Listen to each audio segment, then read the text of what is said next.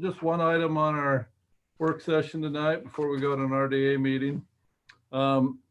Let's do a roll call. Councilman McEwen. Present. Councilwoman Ivy. Present. Councilwoman Meekum. Present. Councilwoman Fillmore is not joining us till our regular city council meeting, and Councilman Ince is soon to follow. So when he joins, we'll acknowledge him.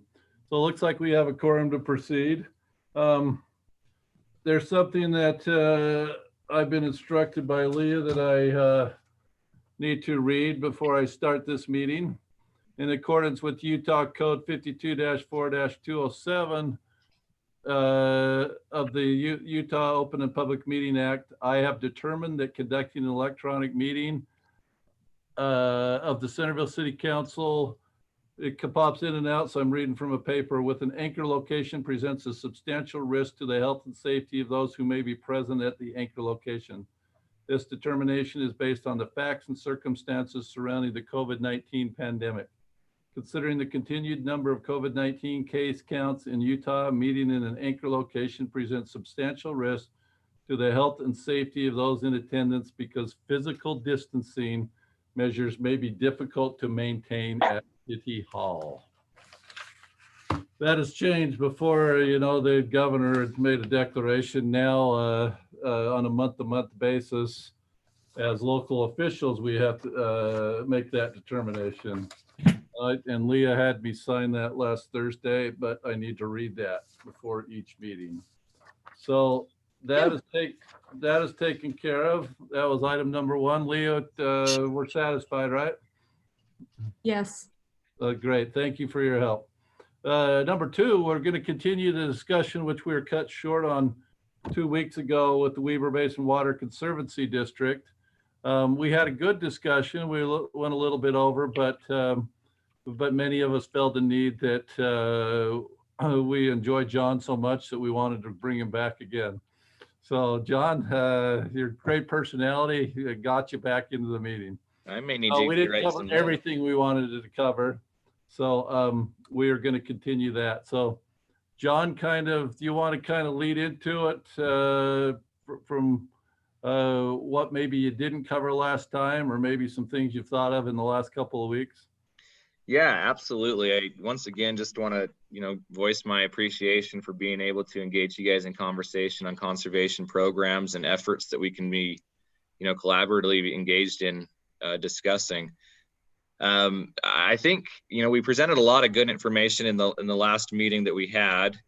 The items I think that merit a little bit more discussion is just, the district's been engaged in conservation programs for a long time, and we're constantly working to implement new conservation programs, to market those programs, to gauge the efficacy of the programs, and make sure that we are in fact engaged in the most productive and viable conservation programs applicable to our service area. And part of these programs, are always going to have a large education component associated with them. And so, we've engaged in that education aspect through several different platforms. We try to market our conservation programs pretty aggressively, especially to the individuals that'll benefit the most from them. We've got a strong public education component here on our main campus at the intersection of Highway 193 and 89 here in Layton, Utah, where we've got a pretty nice, structure and building out here that facilitates, hundreds of people coming and participating in classes that educate them on, turning or changing their overhead sprinkler head systems to drip irrigation systems. If they're more aggressive and want to pursue more sustainable landscapes, we've got classes where we bring them in and facilitate the design aspects of those considerations.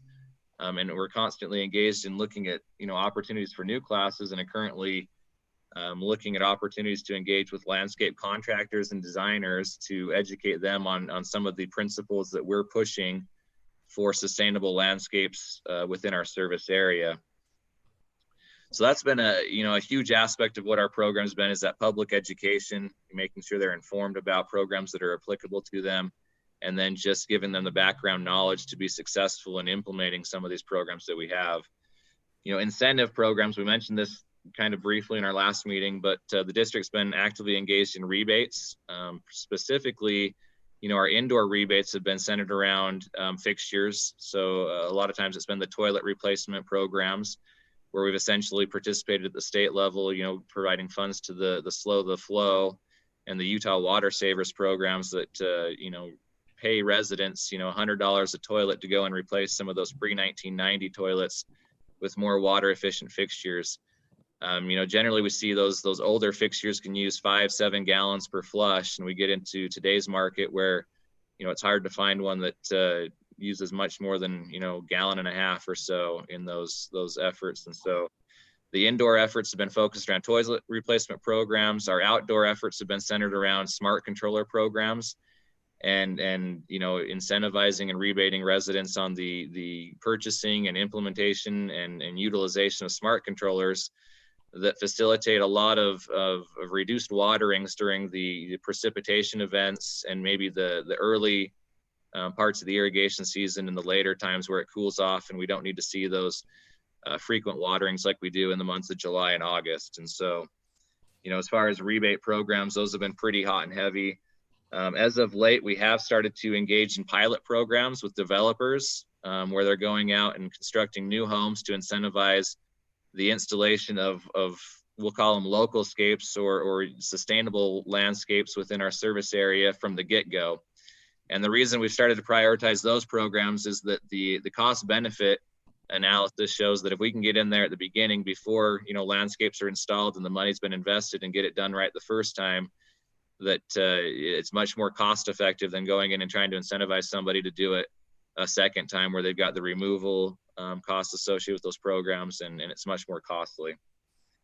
And then lastly, just going over some of the programs that the district currently is engaged in, not just to add on to the programs that we've already discussed, metering has been a huge conservation program the district's been pursuing and actively engaged in over the last 10 years. And in our most recent project that we just put on the market and is being advertised right now is the installation of nearly 1,600 meters on existing service connections that the district has within Centerville City's boundaries. And so, we're typically seeing that a metered water user saves, 20-30% just being educated on their water use and having the tools to know when they've got leaks or when they've got unintended water use going through their system. And so, all these conservation programs are thoroughly vetted and, working within a pretty tight budget. We try to focus our monies and our efforts where we're going to get the biggest bang for our buck. And right now that's meter programs. But once the meter programs are in place and we've got those things up and running, the monies can be moved over and put towards other conservation programs, such as, incentives to encourage residents to maybe remove some cold season turfs and put in some more sustainable landscapes and things like that. And some of those programs that you've seen that Salt Lake Valley has really been hitting on, we're a few years behind them just because we've got a larger secondary water component to our infrastructure that requires metering to go in now, where the technology's come a long ways in advance that we can do that they haven't had to deal with in the past. And so I think, going over those few programs, that's the high level assessment of what we're doing. And I think the opportunity for collaboration amongst our group is just the support, that you guys that your city council has vocalized in the metering efforts of the district, and then just continued ongoing conversations on, maybe some modifications to landscape ordinances that the city may have, and maybe being involved in some of those planning level efforts where water considerations may be a more a conversation that's engaged in a little more readily than maybe it has in the past is kind of the efforts and the collaboration that we're really interested in seeing what we can do with you guys. So with that, I'll stop talking unless and engage in questions or anything else you guys may want to discuss. I'm here. So Thanks, John. Any of those things that John addressed that council has any specific questions on, or anything else? Yeah, I was just going to throw this out to city staff as a general question. You've had a chance to take a look at the boilerplate water efficient landscape ordinance. Do you have thoughts on how far we are from bringing that to something that the council could actually look at. I know there was some objection to it last time as being fairly generic. Good question, staff. Who of you wants to answer that? Bruce or Bran or? I'm going to defer to Kevin. Kevin and Randy and I have spoken about this briefly, but Kevin, if you're willing to share some of your thoughts, that'd be great. Oh, sorry, I didn't see Kevin there, or he is there though. Kevin, you have some thoughts? And I guess as Kevin's looking to unmute, I think your guys' assessment of that sample ordinance is 100% correct. You know, it was generated as kind of a boilerplate starting point for conversations, and it is exactly what it's intended to do. So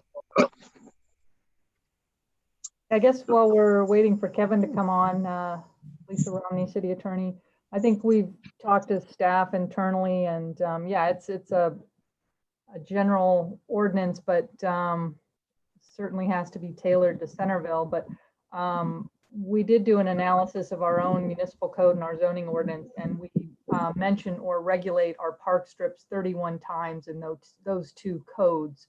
So I just want the council to understand that it's not a simple process. I understand you want to do this, you want to do it this fall. We can certainly try and make that happen, but I don't think that this ordinance is, you know, the just plug and play solution for Centerville. We're going to have to go through our code and fully understand. I think that it is an opportunity though, because our code has some conflicting provisions on park strips and what can go in and how. And I think that we also have some very broad exceptions to what can go in the park strips. Initially, I thought that park strips, there's a portion of the code that says park strips have to be landscaped. But then there's this huge exclusion that says the Public Works Department can decide, you know, to put some hardscape in or something else. And so I think it is an opportunity to correct some conflicts or inconsistencies in our code. But I know that Corey had some concerns as well. I don't recall our community development director. I don't recall his specifics, but that, you know, we could certainly look at that, but it's going to take a little bit more tailoring for Centerville. And some thoughts that I have really is probably starting out small, like, or restrictive, and saying, okay, we're just going to do this for residential areas. You know, we're not going to do, and we're going to exclude Parish Lane. I mean, there's a lot of businesses that have expended a lot of money on landscaping and infrastructure in our gateway. And so I don't think this is a you know, a fix for everyone, but maybe we just do it in our residential areas and we exclude certain districts while we see how it works. So those are my thoughts. I don't know if Kevin's ready to comment on some more technical aspects. Yeah, I apologize. I don't know that I've been sent the proposed update. But in general, I do know that, you know, we've talked about this a little bit before, but really the properties, when they're allotted their allotment for irrigation water, typically the park strip is not included in that acreage. And so really the modeling and again, the water rights that these people have do not include the park strip. It does seem like it would be, and it also is the place where people waste the most water. So it does seem like it would be a good first step to look at in general. So is the idea with the new policy to kind of incentivize people to maybe take out their park strips and put in xeriscape? In practice, that would be great if we could figure out some way to incentivize the district has their money in towards metering right now. So we understand at least that, but even without that, you know, it just seems like an opportune time with a lot of folks that are spending a lot more time around the house, that they have an opportunity to possibly do this conversion and get it over to a xeriscape model, which ultimately, what brought this discussion up, Kevin, is when we were talking about the infrastructure investments that were going to be made or need to be made on the north end of town. We were we're presenting it as, well, okay, well, let's see what we can do to help out the district. They're going to invest a lot of money into basically maintaining the system. And there's a lot of water usage that we would like to avoid on the park strip. So it just was a natural convergence. That's how we got here. But I don't feel like I'm not sure this is where I want to go.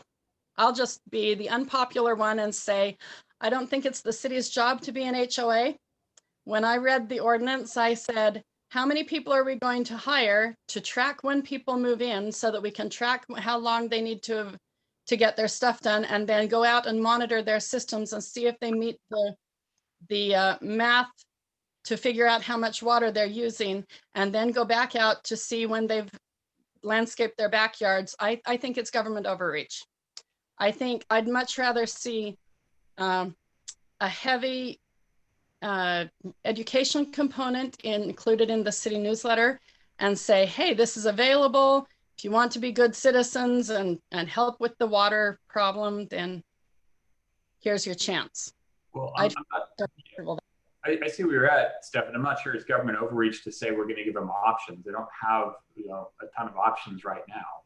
I think we should empower people to have those options, and if they do want to do it, great. My concern is we look at the groundwater tank that we have at the park.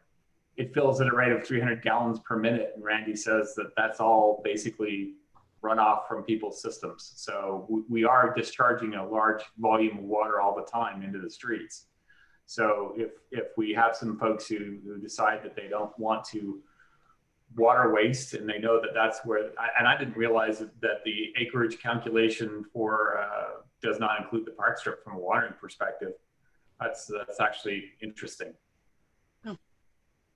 Well, I'm fine with people having options, but I don't want it to be an ordinance. John, sorry, Stephanie, go ahead. No, that's all. John, what kind of educational programs are you seeing in other cities that they're doing in regards to park strip use? Because I could see what Stephanie's saying. I could also see what George is saying. I know that as well too. I mean, yeah, there's a lot of waste on those park strips. I think there's a lot of people that aren't educated on other options. I mean, I've seen some very good looking options with other things in the park strip besides lawn. And lawn's a pain in the butt to take care of in the park strip. So it really is. That's one of the areas speaking from personal experience, the only time I'm on my park strip is when I'm mowing it. And it's extremely difficult to keep green without just putting absurd amounts of water out there. As far as education, surprised that you would admit you have one.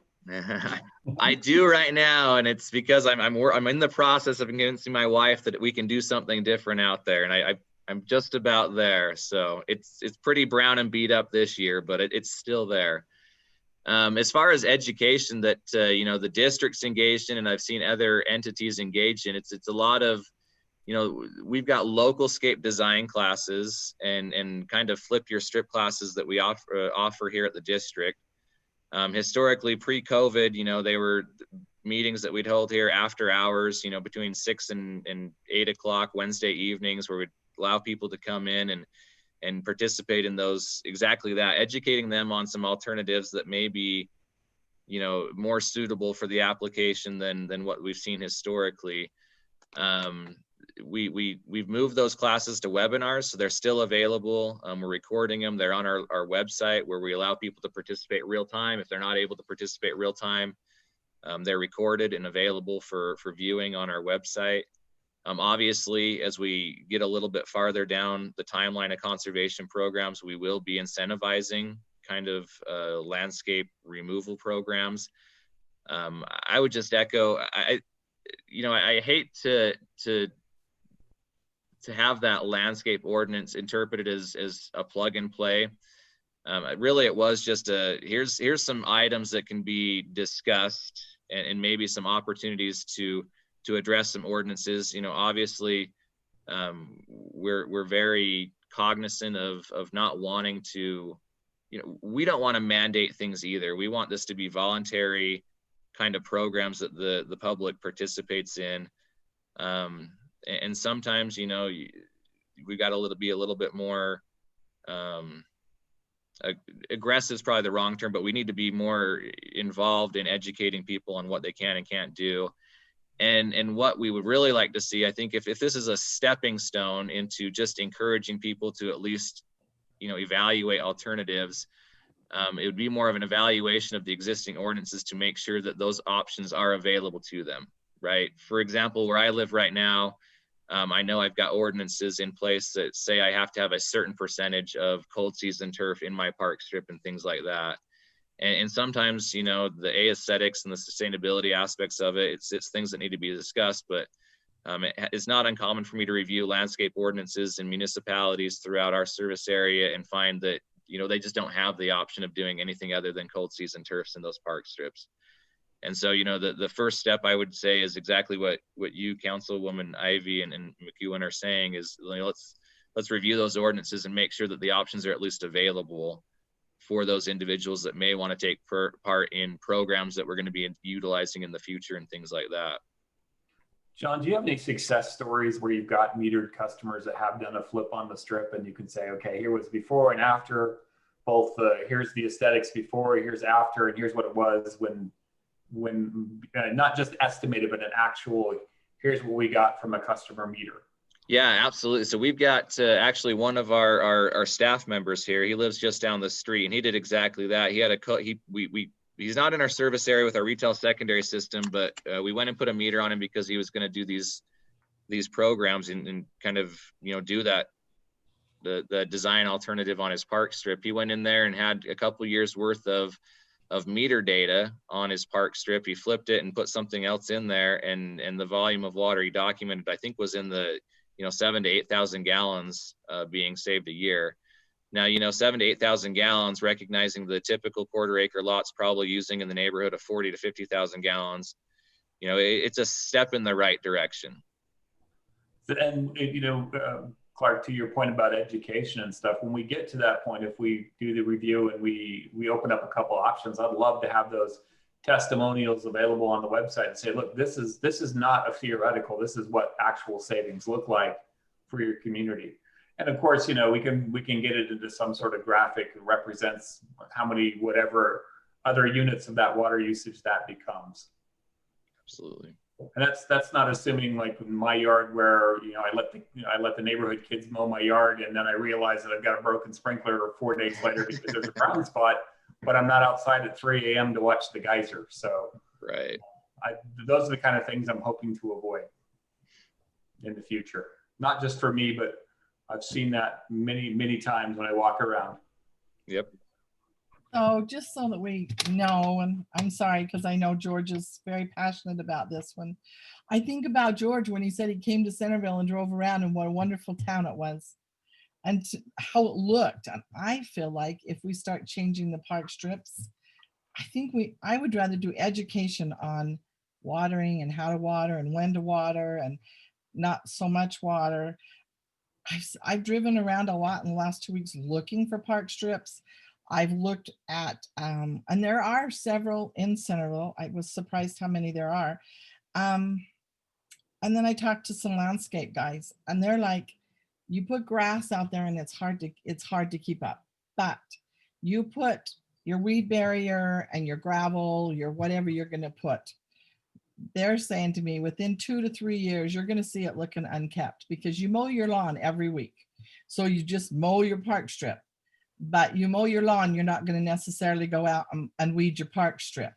And as I drove around, yeah, there was a lot of, you could see the weeds coming up around the sides, around the edges. Another thing that one of the landscape guys said, that a lot of people are still going to want to put trees or some plants out there, and they put a drip, but they hook it right to their sprinkling system, so it doesn't really save any water. You've got to go in and have a pressure regulator put in order to lower the water when you put the drip out there. So they said probably 50 to 60 people or percent of the people that they know have them. don't go to that expense. And so they're really using as much water as it would be to water the whole park strip, because 2 or 3 sprinklers will water your park strip. They're running that to their tree or to their 2 plants or whatever, but without the pressure regulator, it's putting out the same amount of money as, or the same amount of water as a sprinkler would. I was trying to look at some of these other things. There's the other things they're talking about is the liabilities as far as, I mean, you've got to put pretty good sized rocks there or you get them out on the sidewalks. Then you've got the bicyclers hitting them. You've got the skateboarders running into them. You've got somebody tripping over them. Of course, the mulch doesn't really work at all because it just floats out and goes down the gutter if there's, you know, a big rainstorm or anything like that. So they said if you were going in with new builds, you would probably save more, because they're saying people that already have their own houses, your water, like your front yard is on one station. And so you've got to run a whole nother station to your park strip if you're going to put in your pressure reducer valve in order to run that. So I don't know, as I listened to all of this and as I rode around and looked at them, and then I think as a city, if we go in and dig them up and then all of a sudden they get weeds because we've disturbed their weed barrier, are we going to be getting phone calls? You were here 6 months ago, you pulled up my weed barrier, now I got weeds everywhere. And as I drive around, I'm sorry, but the grass park strips are prettier. You guys know me, sorry. Well, you know, I can acknowledge a lot of those points in terms of, to me, maintenance is maintenance, right? I have to treat my yard for spurge several times a summer, or otherwise it turns into a weed patch, whether I mow it or not. So, you know, there's a maintenance aspect that if my neighbor decides they don't want to do that, their yard is going to look horrible regardless. You know, what really impressed me is if you take a look at the xeriscape stuff that is actually up at the Conservancy District and basically their various zones that they've built. If we were to think this through and come up with some planting choices that are allowed, then I think you can have a very presentable xeriscape that looks fantastic. I mean, there are some things I don't like. I don't like the large tall grasses. They look like weeds to me. I just don't think they are very pretty. And they certainly don't have the aesthetic I want, because a blasted set of white rock with big weeds sticking out of it is just, that's not pretty at all. And to me, that would definitely lower some property values. But I think that with the expertise of what's available to us, just as far as local resources, we can come up with acceptable plans and planning choices that can make that really, I think, pretty gorgeous. But you're right, it does require maintenance, and it will require somebody to actually want to invest in that. But I don't see that as any different than if they're willing to say, if they've got, I'm going to pick a number, 80, 90 linear feet of sod they're willing to bust out and throw away and resurface. I mean, they're making an investment. I would hope that the homeowner would be as excited about the curb appeal. With the zoning on the sprinkler zones, yeah, I guess that depends on how your system was designed. I know a lot of folks, when I walk around, I see that their park strips are on one zone, and then their main front yard or backyard are on another zone.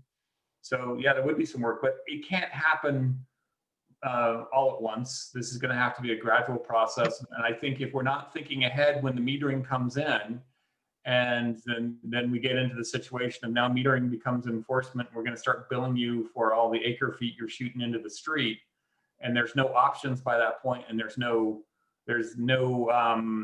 I would say tried and true inside Centerville to say, well, you want to do this, go look at so and so's yard, they're doing it fantastic. There's no way for people to get the gradual change, because if we look at water rights and water usage in Utah, and you look at, there's been plenty of articles just recently about downstream in Colorado River and Utah wanting its allocation.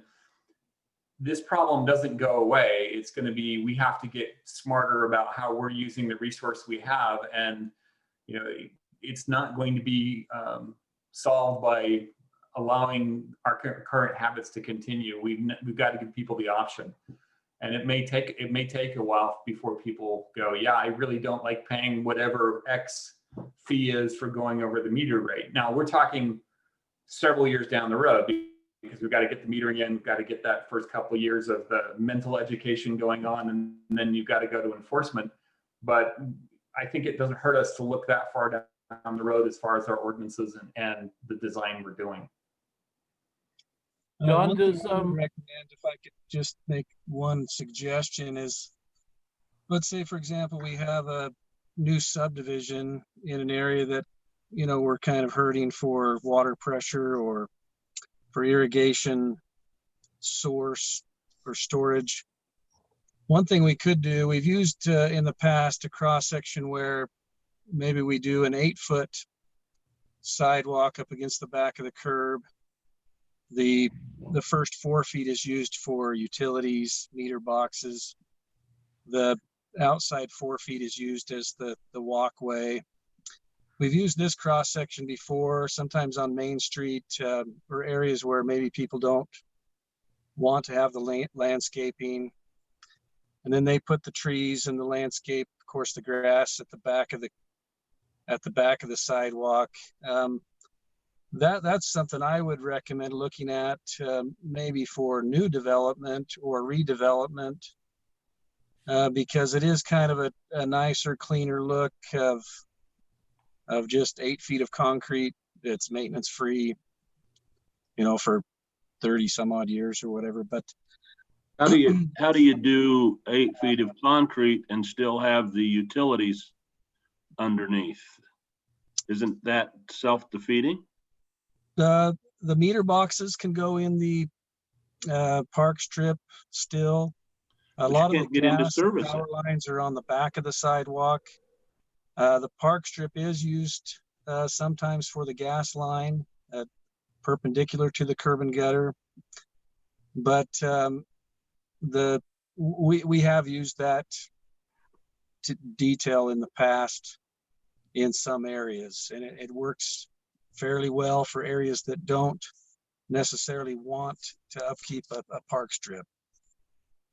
Kevin, that's an interesting idea. Would you also throw areas that have drainage problems in there as another overlay of when to consider this?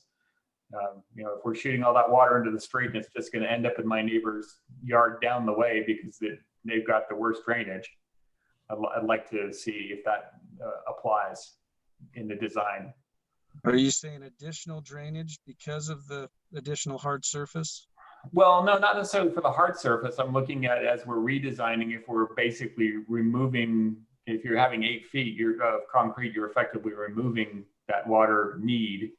It seems to me that we have several areas in town that are swampy enough, even with the additional subsurface drains. If those are areas that do target for redevelopment, that we say, okay, we're interested in these areas going zero escape because they are drainage problems anyway. So let's not put the water out there in the first place if we don't have to. It's kind of the concept I'm going for. Yeah, I think that you would have, you know, obviously you wouldn't have the overspray from the park strip into the curb and gutter. You might have some overspray onto the sidewalk, but you wouldn't get near the amount of water into the curb and gutter from irrigation as you do in these park strip areas. Again, it's a typical detail that the state uses quite often. We've used it a little bit. I think that on reconstructions or new build or redevelopment, it could be a viable option, especially if there's shortages of irrigation water. So Kevin, I have a question, and it's kind of like Bill's question. When Randy talked to us about doing what it was, 1800 North or where we pulled all those trees down, and he said we had tree roots going through our water lines, through electric lines. They had to literally cut them out in sections to pull them out and redo the whole thing. So if we concreted that over, how would we get into those water lines, electric lines, gas lines, utopia lines that are all going through those park strips if they were solid concrete? Yeah, then it becomes more of kind of like you're digging in the street. So you've got a patch, you've got a 4x4 section of concrete that you're popping out to fix a meter box.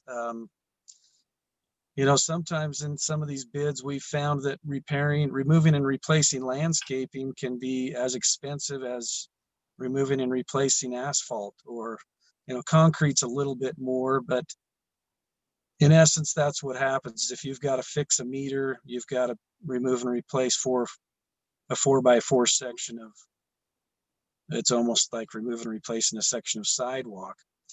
A lot of the companies, the telecom folks, a lot of them are doing directional drilling. So they're boring along the back of the sidewalk, or they're boring through the park strip. But you would have to, if you had some service repairs that you needed to work on. Of course, you wouldn't want to allow trees in that park strip. That would be counterproductive, but again, it's a typical section that's been used quite often. I don't think right now our ordinance actually allows for hard surface in the park strip. So again, we've used it a lot on Main Street, but that's something that would have to change in our ordinance. If that was, say, for example, a development at the north end of town, we could just require them to put in with their development 8-foot sidewalk up against the back of the curb. And it would drop down at each drive approach, and you'd have your meter boxes in the park strip, or you could put the meter boxes at the back of the sidewalk in our easement, in the grass. So utilities for a concrete park strip is really a non-issue, in my opinion. So I would suggest this, we're down to just a couple minutes. We got an RDA meeting and have a bountiful representative and others joining us. I would suggest that maybe with staff that we look into what Kevin's talking about, and Kevin, you're part of that staff, of looking at new development and ordinance like that. I would also suggest, and John, maybe you can help us with this, is what you've seen in other cities, a real strong blitz as far as an educational program goes in what you can do with park strips. Robin, I heard what you were saying. I used to be so against other than grass and park strips, but I've had 4 or 5 neighbors do some amazingly beautiful park strips and really take care of them well. So we're lucky we have almost free water, but with it being irrigation water, but people would change their habits really fast if this was regular drinking water that they're putting on their lawn, like my parents' home growing up, and there was an acre of land. I mean, it got really expensive really fast, you know, and so expense is not the main concern, but it is a concern. But preservation of this water, having enough pressure as we put in these new developments as well too. So those are some things I think we need to strongly proceed forward on. Unless I've missed some other ideas, throw them out before we move to the other meeting. I think that's great. We should also do the review of the existing ordinances to clear up those inconsistencies that Lisa talked about, and then at least provide a path for options to allow a legal conversion from grass to acceptable landscaping, whatever that turns out to be. So not just the new developments. So we've got the new developments as one prong, and then the other prong is cleaning up the ordinances and allowing for some sort of conversion to xeriscape. But to Robin's point, there's something good in there. I think that it's critical, especially with one new development that's what, can't remember how much it is, 60 homes. We shouldn't further the problem we've got. So we ought to get something going that says this is where we're moving. It doesn't have any kind of hold on existing homes and lots, but for the future it does control. It's probably too late to think about the old Dick's property, but maybe not totally. They're what, half built out at this point.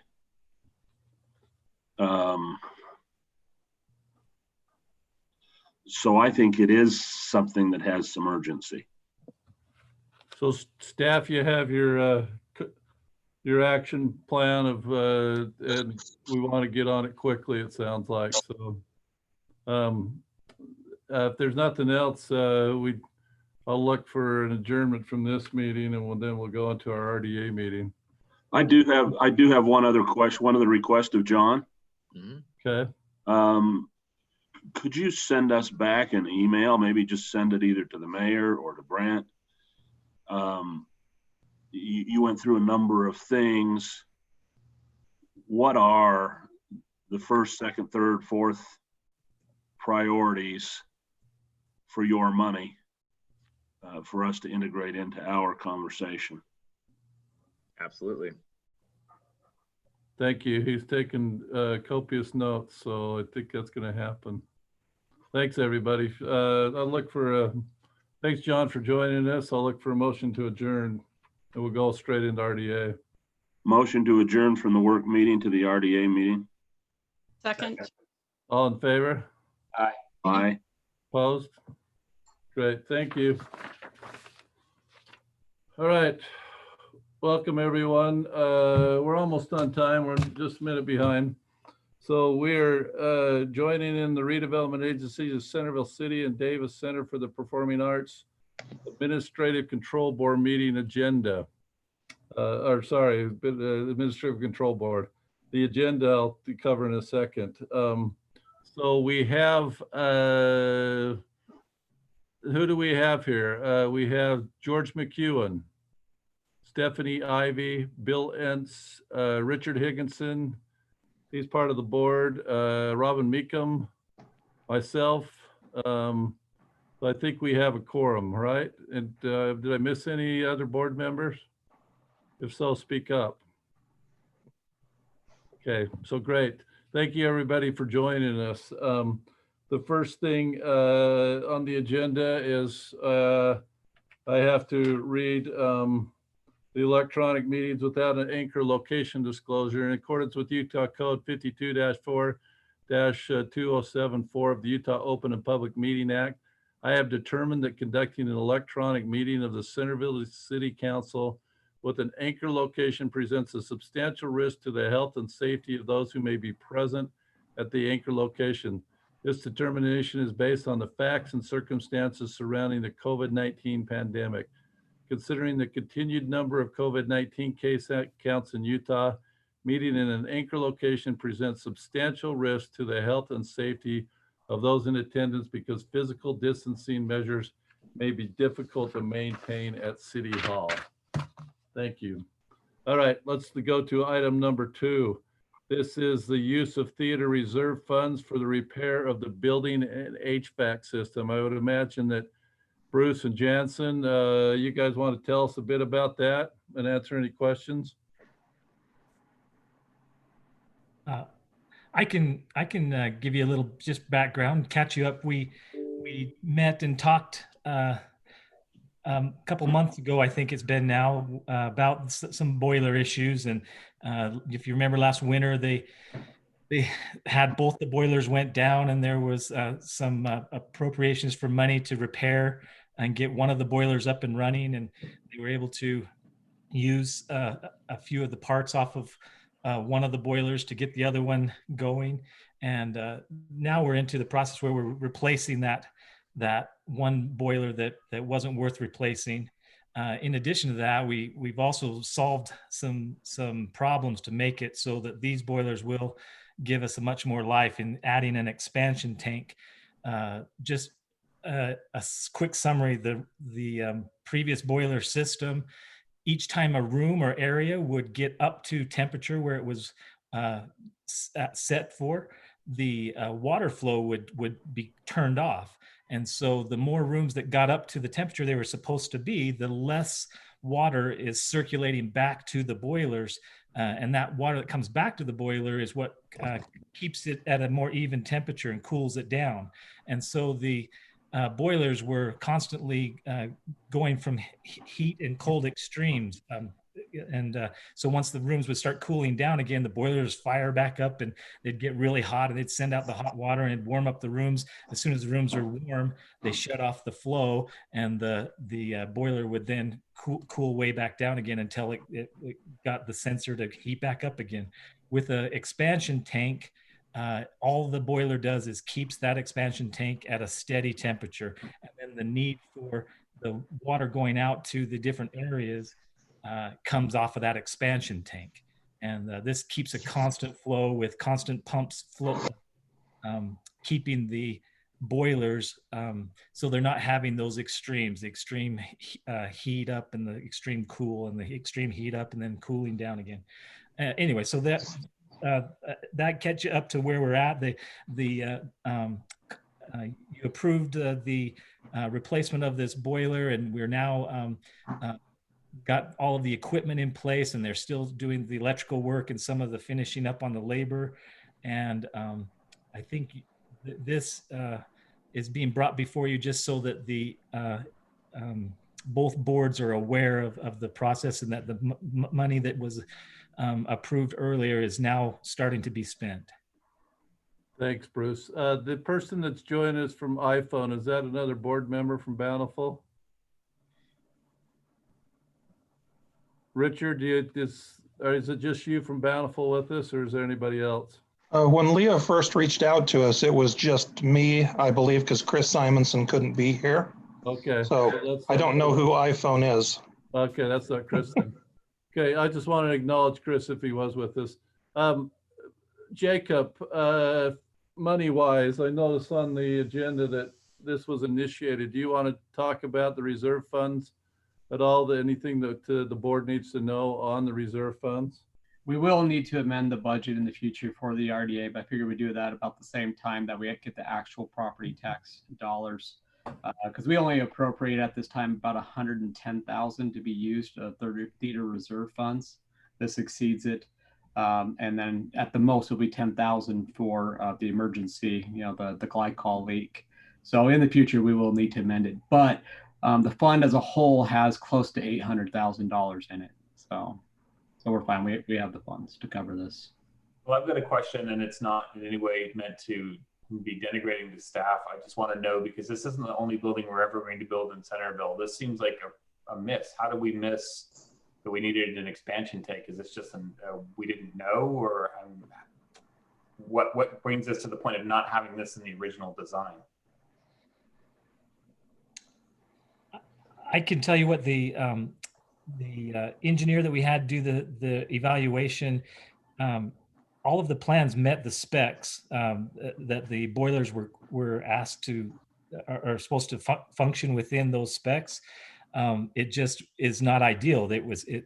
It's still within its abilities, but it does not make it so that it functions at its longest life, and it puts more extra stress on the system to not have this expansion tank. So I don't know if it was a issue of trying to keep within a budget and not add in the bells and whistles on an HVAC system, or if it's just they've learned more as they've developed these different pieces of equipment of how they can extend the life or make them work more. I'm not sure. I was not involved in the process or building of the theater, but those are some guesses I have.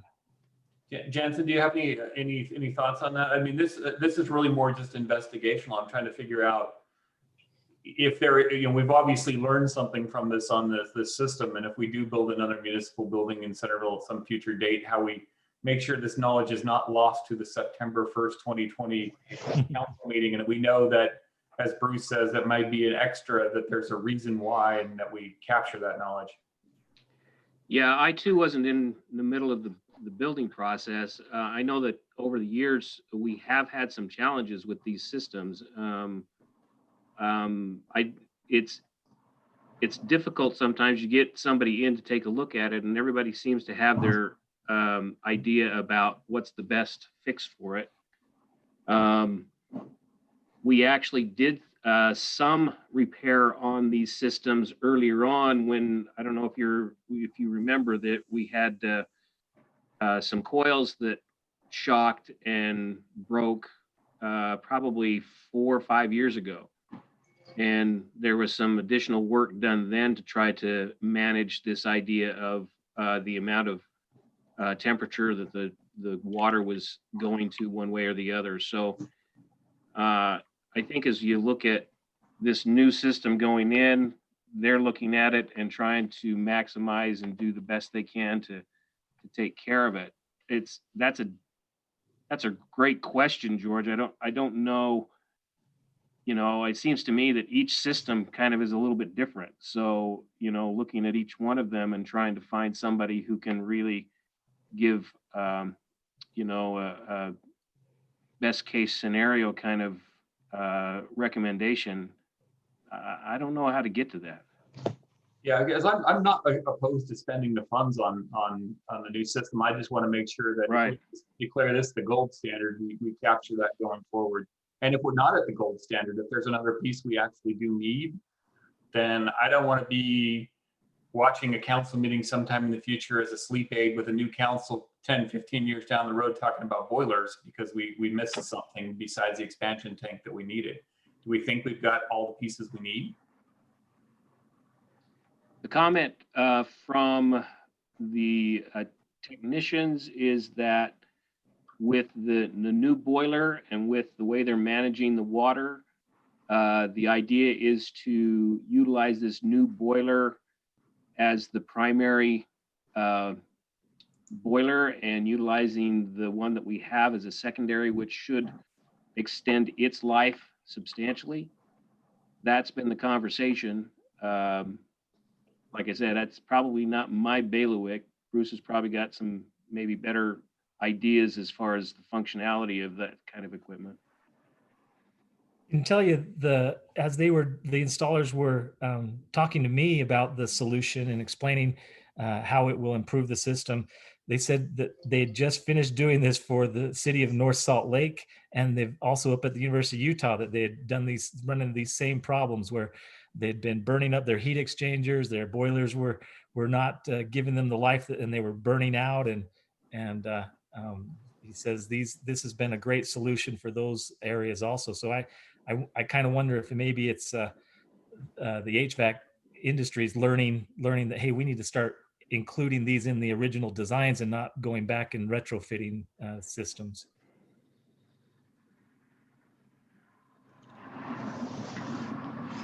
So I have a hard time because I've heard of these things for years. I have a hard time not labeling this as having been a design flaw. I agree. The broken record of the RDA ACB meetings is that, oh, the boilers, oh, the boilers. Well, that's why I'm being extra careful this time around. I'm totally happy to say it was a design flaw because there's nobody around the table who can really say, yeah, that I own that. I mean, it's a legacy decision, but going forward, if we own this, then I want to own the right solution. And your comment, I think, is absolutely correct. Have we gotten ourselves to the gold standard?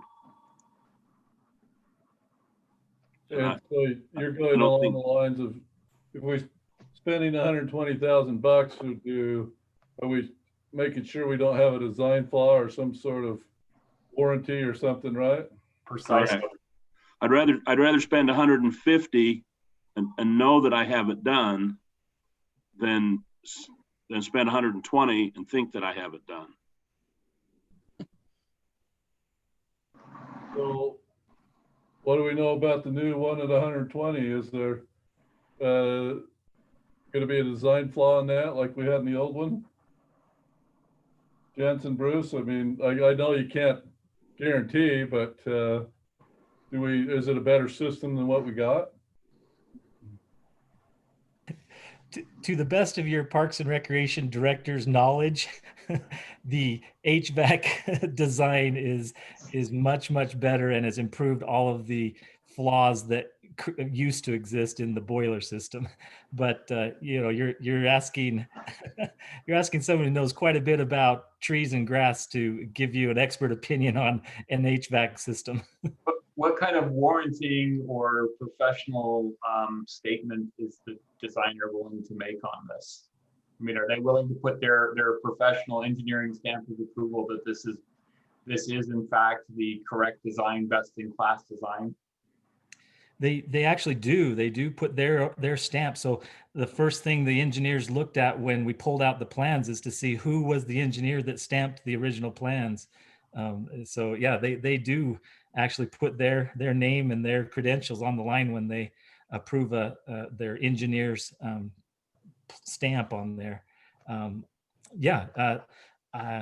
I don't know how to answer your question, but other than it does sound like it makes sense to me that the additional water pumps and the additional tank that will keep the boilers going. They said we should expect to get 20 years plus out of this new boiler, and that with making it the frontline boiler and putting the old worn one as the backup, it should extend the life of that one quite a bit longer too. So if this were a car sales, they didn't try and give us an upsell on floor mats and mirrors and maybe a paint job. I mean, we've got all the options that are available to us. They actually brought in a team. There's quite a few people working on this. They have a plumbing experts that are just came in to help with designing the plumbing portions of it. They've got electricians that came in and have helped with all of the electrical parts, and then they've also got the HVAC engineer that looked at the design and looked at what it needed and where things would fit and all those kinds of things. So I would say there's probably been, Jan, what would you say? At least 3 different consultants from the 3 different areas of skilled laborers, the plumbers, electricians, and the engineer. Yeah, I would think so. I haven't said much because I've turned really this project really over to Bruce to head, since where it all lay in kind of the RDA realm of things. So I've been a support. I've been there to let people in and that sort of stuff, but I don't know that I've necessarily been in as many of the conversations as Bruce has been in. Judson, let me throw out an idea to you. There's the Centerpoint board. On that board, we have many people from bountiful Centerville community. Some of our construction people, some of them have ties to HVAC guys. We have quite a bit of it in Centerville. Maybe not this type of thing. Have we ran this by anybody to get somebody in the industry to see if this is a good system? Is it worth doing that? We've relied on Kelly in the past, so that's where we've focused our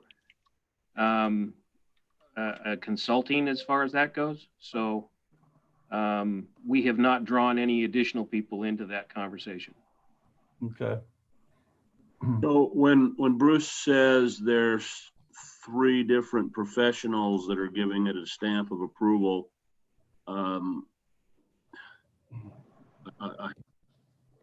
I apologize, but person number 1 says, well, this wasn't my part. This was number 2's part. And number 2 says, it wasn't my part. It was number 3's part. And number 3 says, oh no, it was number 1's part.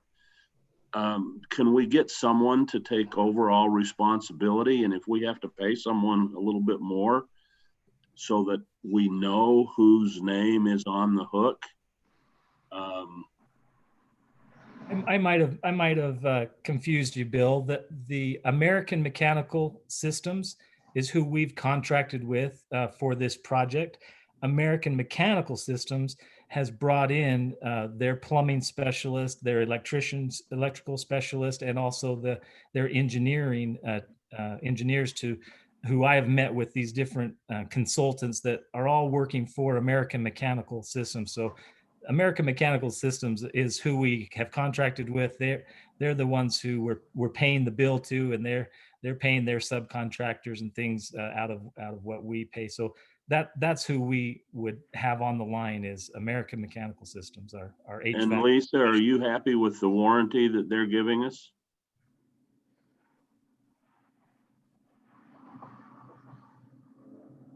Trying to get my video on. I don't recall the warranty. I'm happy to look at that on this contract. I think we should look at it at least. I'm not trying to say anybody isn't doing what they should have been doing, but we ought to. I want to know that I for one think I want to know that we have one person to go to if we have a failure.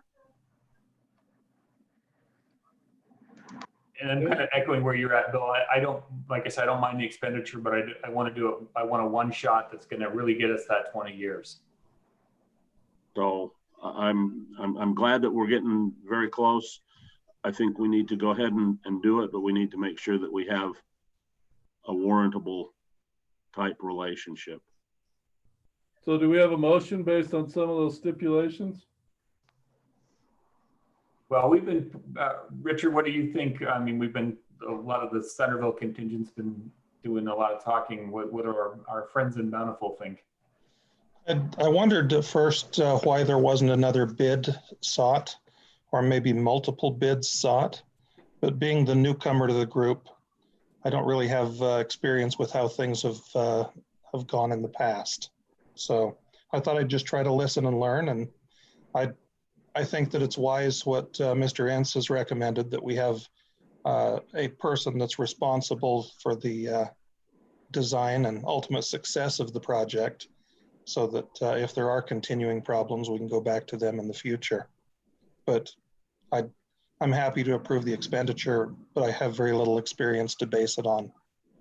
And just to remind the RDA, ACB, the RDA did approve this expenditure on July 7th. The purpose of tonight's meeting, bringing in the ACB, was just to authorize use of the RDA Theater Reserve funds for the expenditure. Yeah, I thought we'd already approved the expenditure. Yeah, but this is our last time to have second thoughts and regret. There you go. Absolutely right. Being reminded by Lisa's comment, the reserve fund is exactly for what we're dealing with. And so I have no problem making a motion that we approve the use of the theater reserve fund for the repairs to the boiler system, assuming that we finalize a warrantable a warranty assurance from, what was the name of that, Bruce? American Mechanical Systems. American Mechanical Systems. I'm happy to second that motion.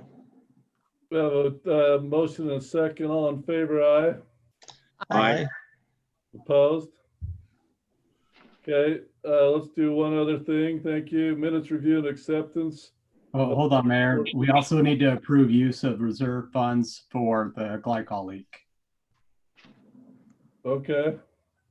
I'd be happy to make a motion that we approve the use of those funds not to exceed $10,000 unless that situation has changed.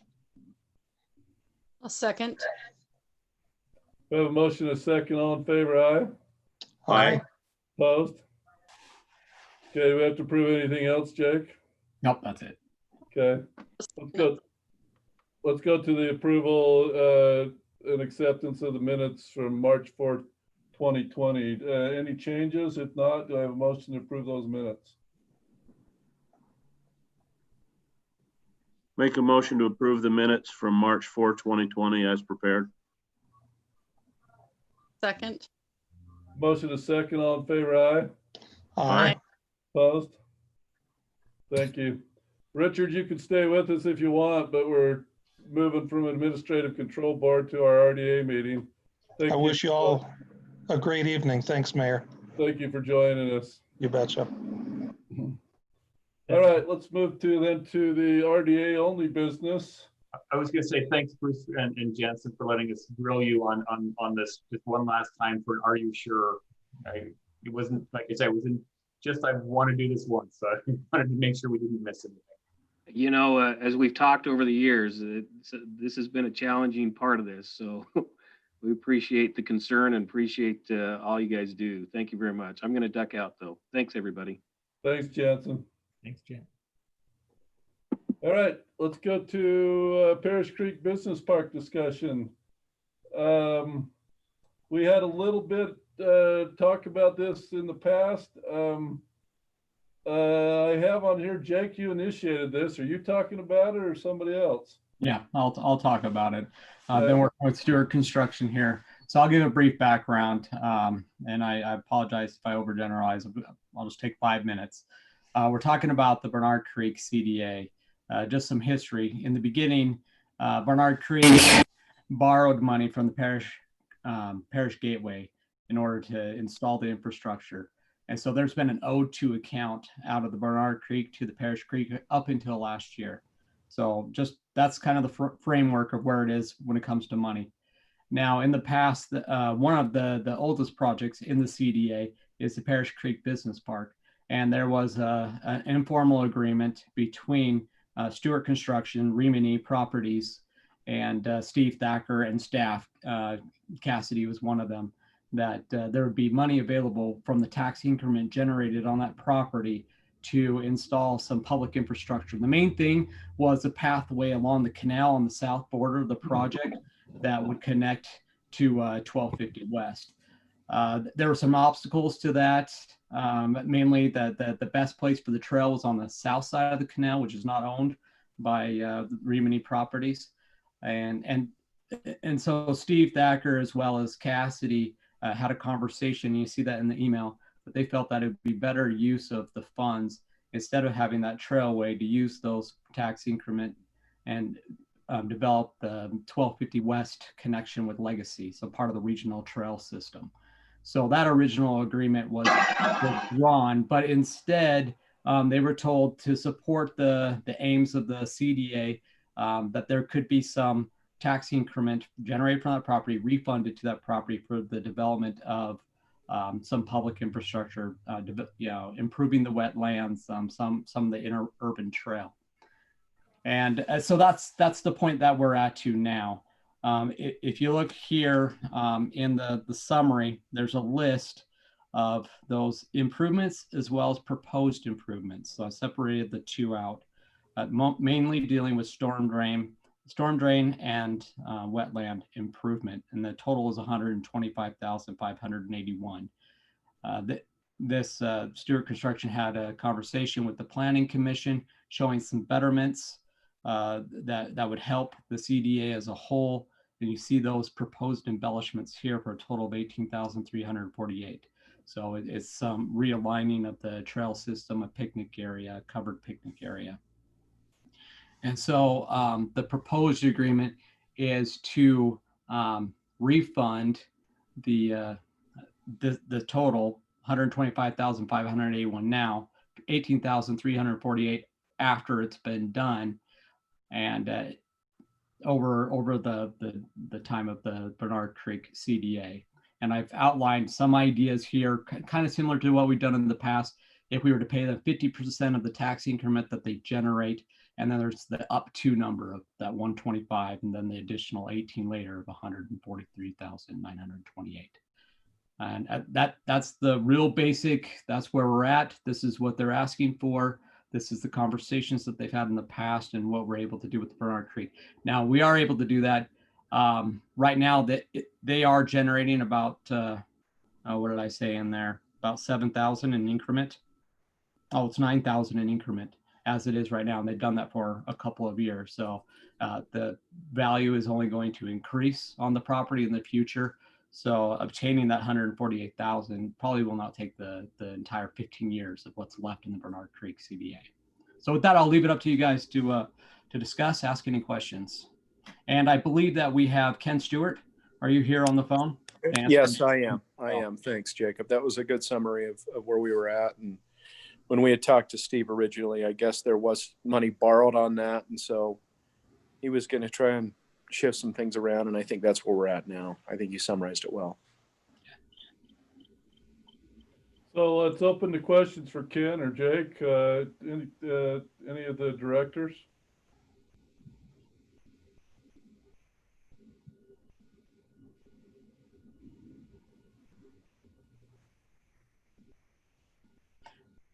Maybe I'll start by asking the direction that staff is asking is to put together an agreement based on the parameters that you see in here and move forward, and then bring that back to the RDA to approve, to tweak a little bit, whatever you want to do there. But this is asking to move forward with this agreement, if you agree.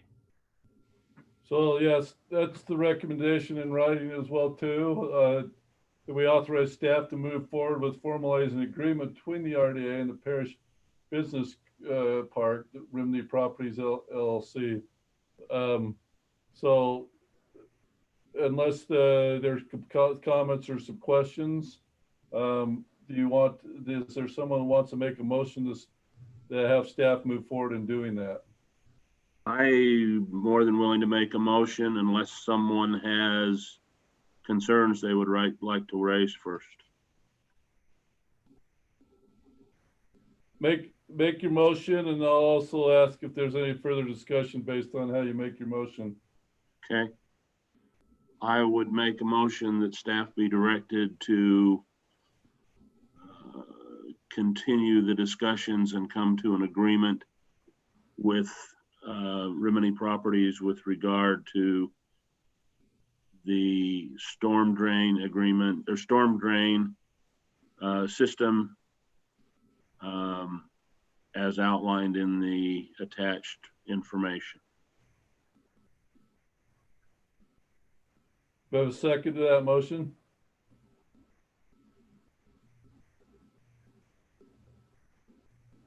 I'll second it. Okay, there was that took a while. Do we have some further discussion or questions, or what's going through your mind before I take a vote? I'm fine proceeding with it. I don't see any reason not to. Then let's take a vote. If there's no further discussion, all in favor of that motion, aye. Aye. Opposed? Okay, staff, move forward with that agreement. We didn't get a vote out of Robin because she was on mute. Oh, Aye. yes. Robin, are you an aye for that motion? I am an aye for that motion. Thank you. Okay. Thank you, Jake. Thank you, Ken, for joining us. The staff will move ahead with that agreement. Thank you. Appreciate your time. Thank you, Ken. Okay, the next item is minutes review and acceptance of July 1st, 2020 RDA. Do I have a motion to approve those minutes? So moved. Second. Motion is second. All in favor, aye? Aye. Aye. All right, motion to adjourn. Make a motion to adjourn the RDA meeting and reconvene to City Council in 15 minutes. Okay, we will reconvene to City Council on the same channel. Thank you, Sorry. everyone. Point of procedure, we've never convened City Council, so we can't reconvene to it. Oh, you're right. Yeah. Total technicality, but just had to. So it's just a motion to adjourn the RDA meeting. Motion Right. to adjourn the RDA meeting. And we'll see you in 15, Bill. All right, all in favor of that motion? Aye. Aye. Okay. See you at 7. Wait. I'd like to, Lisa's probably going to yell at me about this, but I'm going to try. Yeah, we're not currently in a meeting. Great, that's fine. People are more than welcome to listen to anything that I've got to say.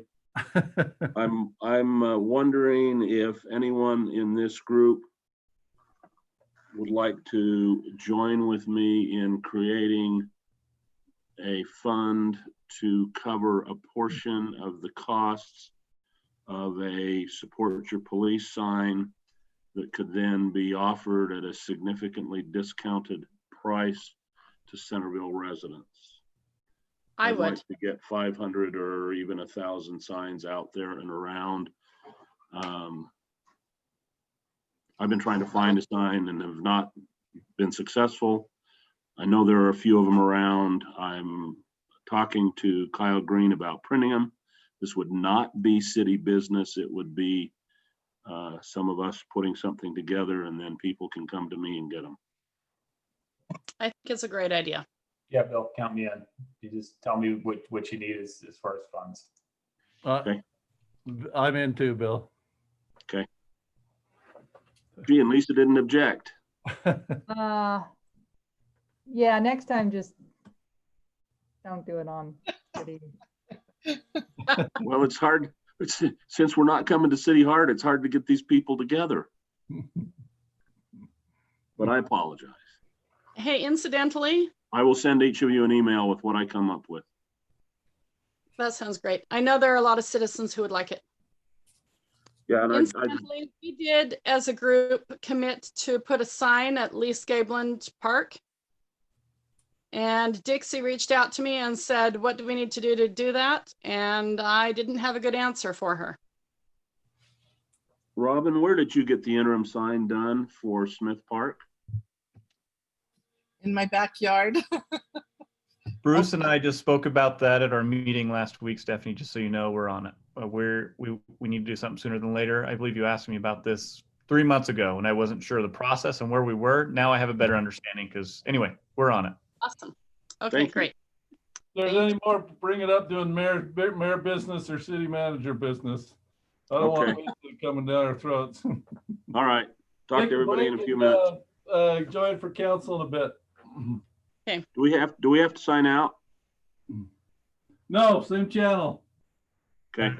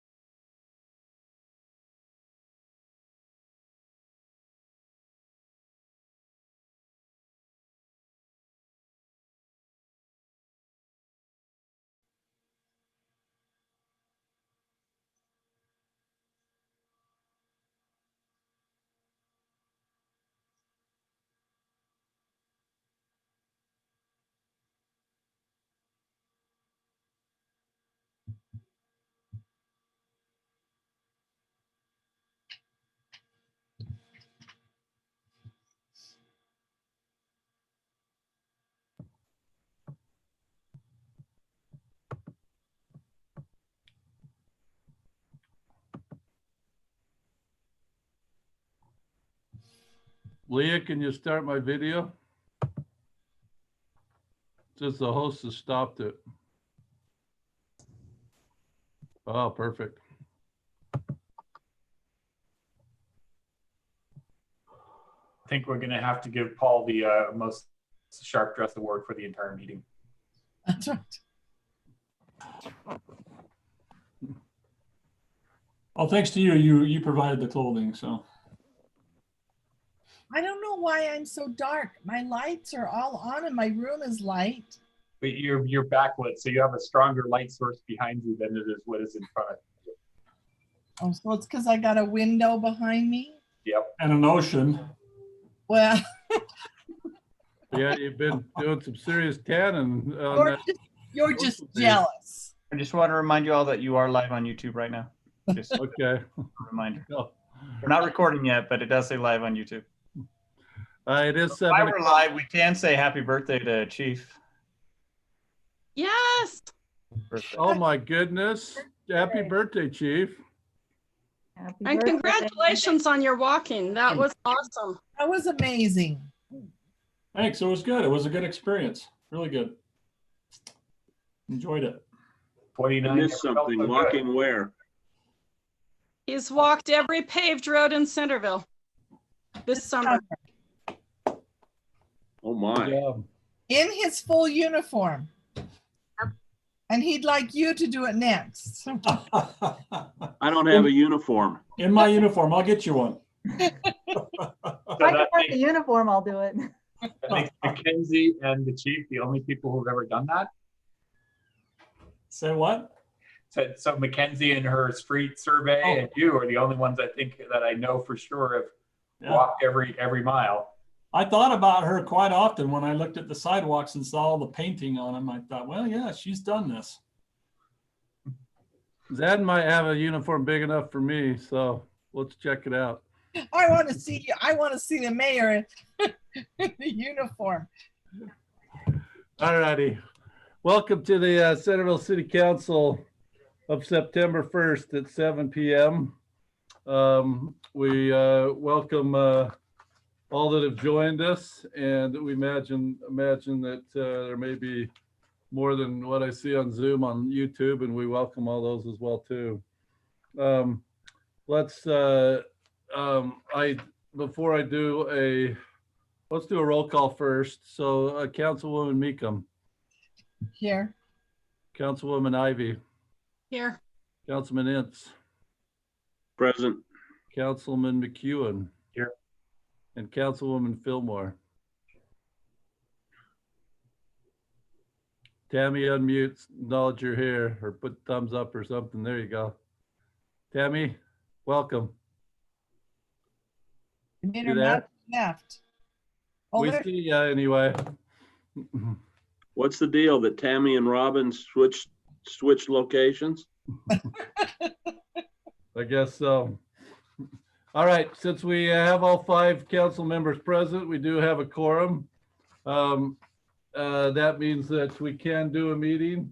So the first thing I need to do in this meeting before I forget is read to you the electronics meeting without an anchor location due to substantial health and safety risk. In accordance with Utah Code 52-4-2074 of the Utah Open and Public Meeting Act, I have determined that conducting an electronic meeting of the Centerville City Council with an anchor location presents a substantial risk to the health and safety of those who may be present at the anchor location. This determination is based on the facts and circumstances surrounding the COVID-19 pandemic. Considering the continued number of COVID-19 case counts in Utah, meeting in an anchor location presents substantial risk to the health and safety of those in attendance because physical distancing measures may be difficult to maintain at City Hall. Thank you. All right. First thing, prayer or thought from Councilwoman Meekum. Just a prayer. Our kind Heavenly Father, we thank you so much for the opportunity we have of living in this great, beautiful community, in this free country. and for the opportunity we have as a group to serve our community. And we ask you, please, this night as we make important decisions for our community, will we be guided and be fair and be able to make decisions that would be best for them.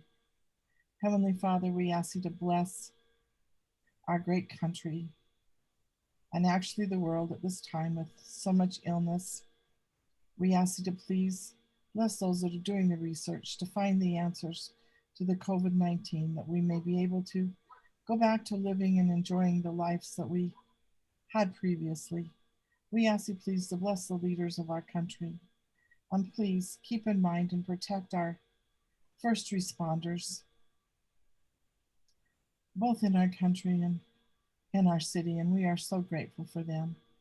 And we ask you please this night to bless us, that we will make good decisions on behalf of the people we represent. Say this prayer in Jesus Christ, amen. Amen. Thank you. If you'd all rise and join me in the Pledge of Allegiance. I pledge allegiance to the flag of the United States of America and to the republic for which it stands, one nation, under God, indivisible, with liberty and justice for all. Thank you, everyone. Open session. Any member of the public that would like to take a couple minutes to bring anything before council, you're welcome to do that at this time. I will give about 30 seconds or so and get a heads up for Leah to see if anybody has responded. Leah, do we still put a call number and information up? There you go. So there's a dial-in number, meeting ID number to passcode. So I'll give it about 30 seconds, see if there's any response. So it's now open.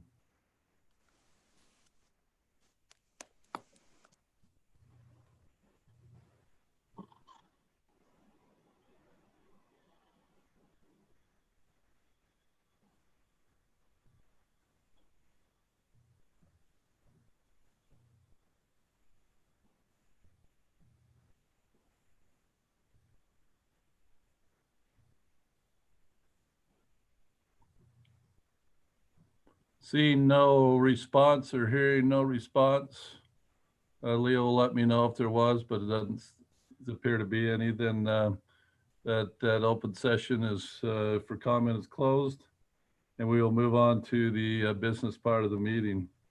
Number one on our business is this is a public hearing for fiscal year 2021 budget amendments, and this particular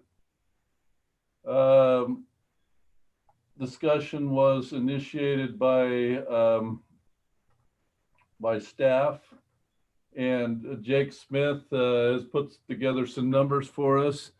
Specifically, Jake, as of last night, there's been about 4 or 5 pages added to the analysis, so maybe you can make sure that council's all clear on those added pages as well too. I think some of it was a request from council over the weekend. So could you do that for us?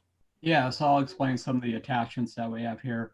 Well, you have the budget amendment itself, which is kind of a complicated table. That's done primarily just to show a balanced budget. The other attachments that we have now is there is this analysis. This 2021 budget amendment analysis is basically a history of what we've done so far and why we're doing it, and a little bit of what we're proposing this evening. Makes it a little bit easier to understand. We also have a tool that we use. This is the chart that comes from the sales tax tracking tool. You can take a look at that. I'll refer to it a little bit here later, kind of explain how that works here. The other thing we have also is per request, we have the unemployment rate for Davis County from January 2019 until July 2020. We won't have the information on August until September 4th, actually, what the unemployment rate is here in Davis County. So those are the attachments that we have there. Besides, of course, the resolution. So I'll go ahead if it's all right with you, Mayor. Kind of explain what the proposed amendment is. Yes, I would like that. I Okay. would like that. So a little background and just kind of follow along here, and especially for those that are listening in on this. During the budget process last year, towards the end of it, of course, we all know that COVID-19 hit. And we weren't sure. There was a lot of theories about there, what was going to happen with the economy, with sales tax revenues, specifically here in Utah, and how that would affect the city. And so as a group, we all decided to take a very precautionary, we made the choice to reduce sales tax revenues by 30%. So a significant cut. Since that time, what has actually happened is we have not actually seen a decline in sales tax revenues. And in fact, sales tax revenues have exceeded FY19 numbers every single month. And there are some reasons behind that, and we could talk about that more later if you'd like. But as it is right now, Davis County, I'm sorry, the state is at 4.5%. Davis County is actually at 4.6% unemployment. So, of course, during the budget process, it was agreed that what we would do is we revisit this on a monthly, quarterly basis, on a regular basis to see how our sales tax numbers are coming in. And when they come in and they're better than expected, that we'd start to add things back into the budget that were cut last year. So this is what we've done so far. So in July 2020, we had our first amendment because our budgeted sales tax. You know what, let me explain that. Let me explain the budgeted sales tax real quick. Lee, if you could go back to the chart. So if you look at this chart, yeah, there we go. So what this is we actually have an average of the last 10 years of what we receive per month to end up at that total that we have at the end there. You freezing up there, Leah? Oh, there we go. Okay. And so what I've included on this graph is what we have actually received every single month, FY19, FY20, and it's surprisingly predictable how much we receive in proportion to the total every single year, each month. Based on that model, we had the 30% reduction down to the $3.1 million. And you see that under FY21, it's the green line. That's our budgeted amounts based on that model. And so last month, July, if there was a 30% reduction in sales tax, we probably would have collected around $244,000. The next month's $437,000, $685,000. Obviously, there's fluctuations in the economy that are having an impact on that right now. So the next line down, what this is here is this uses that same model, and what I'm doing is I'm putting in the actual numbers. So that 388, 359 is what we actually received in July. And in August, it's a balance, so it's added on to. So this is how we're building towards that $3.1 million. If we were to continue with the revenue that we've received for the last 2 months, we would actually be hitting more this number of close to a little over 4.5 million. Not sure if that's really going to happen, but as we go, as we add these numbers in each month, it's going to become more and more accurate. It's going to become more apparent to us where we're going to wind up at the end of the year. So this is what I'm basing my numbers off of. If you look at that budgeted number, that's what we were expecting each month in sales tax revenue relative to what's happened for the last 10 years on average. Okay, so you can go back to the analysis now, Leah. Okay. So that 244,526, that's what was budgeted. That's what we expected to receive in July. What we actually received was the 388. So we had an extra 143,833 sales tax. What was decided to do with that was to fund police personnel. So to hire right now the vacant position for the officer, as well as move one of the part-time positions into a full-time. And that was a total of 129,250. That left a little extra. Then if you go here now in August, the budgeted amount was 293,149. What we actually received was 430,229. So we got a little over 137,000 more than we expected. So if you add the two numbers together, we're looking at $150,000 that we have in sales tax revenue that we had not budgeted for, we did not expect. So that's the good news. So we do have 150,000 extra. Jake, I'm having a hard time understanding 150,000 extra. Looks Yeah, to me like it's 280,000 extra. Well, we used 129,250. So you take that out of there. Out of the one. So 129,250 is already committed to the police department. Okay. All right. All right. Thank you. Okay. Yeah. So right at this point, yeah, there's about 151,000. So staff is recommending the following in relation to sales tax for September 2020, the amendment. So to explain a little bit here. So here there's 60,548, and that would be the impact on sales tax for a market adjustment cost of living, whatever you want to call it. It's a 2.78% increase. That is based on the Census Bureau data on the CPI for the Western urban area. And that's December to December. Because usually in a budget cycle, we would be doing a December to December because we'd be talking in January about whatever those CPI numbers are. Merit increases, it's 43,487. That would be the impact. And as agreed upon by the council, when it came to medical insurance premiums, the city, they took the full increase of the premium. This would actually restore the contribution rate to what it was before. So there's actually a reduction of 12,191 in the budget for medical insurance. And so the total is 91,844. Now, so you understand, and this is under my note here, not everything's paid for out of general fund when you do a compensation increase, because there's some departments, some employees that do quite a bit of work for the enterprise type funds within those departments. And we have a formula. I show it to you every year. So based on those formulas, there's an additional hit to those admin fees. And you see that there's 16,928 would be the increase for COLA, 12,158 for merit, and it would actually 3,409 would go back to those admin fees for the medical. So in reality, with this request, there's still about $60,000 left there in sales tax that's unbudgeted at this point. Now, just to explain some of the minor things as well that are part of this amendment, the other proposed amendments. You remember the Whitaker came to the last council meeting and made some requests for some projects that were started and approved back last fiscal year and weren't finished.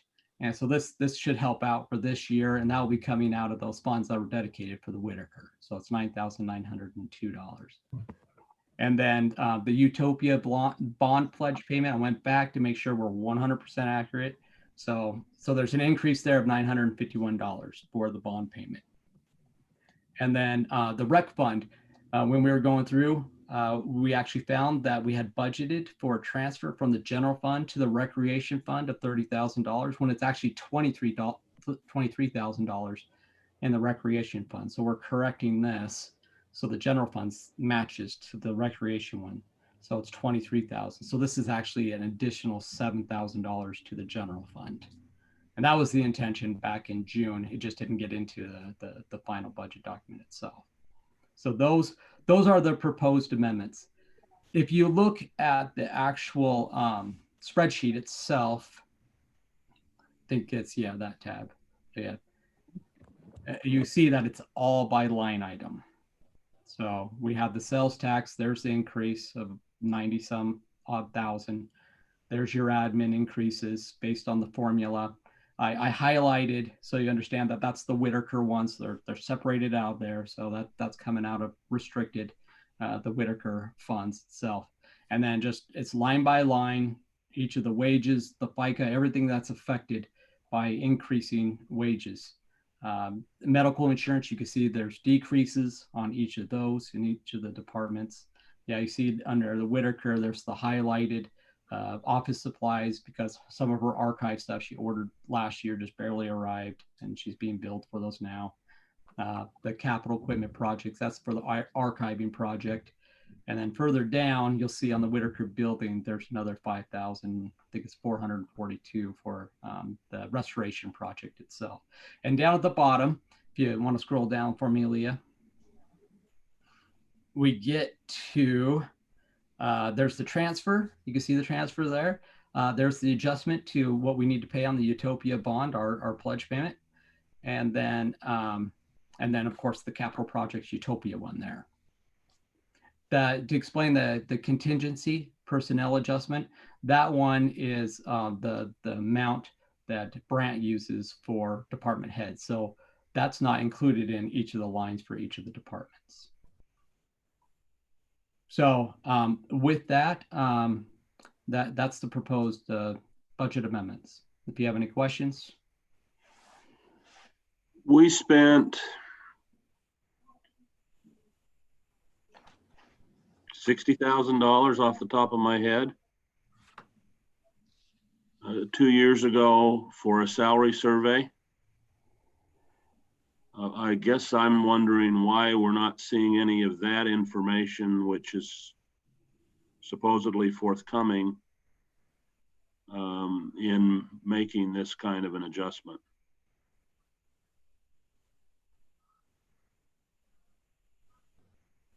So you're asking why we haven't gone through the survey again? Yeah. I think we decided at that time we would do it every 5 years, but in the period in between, we would be doing these CPI adjustments to keep it up.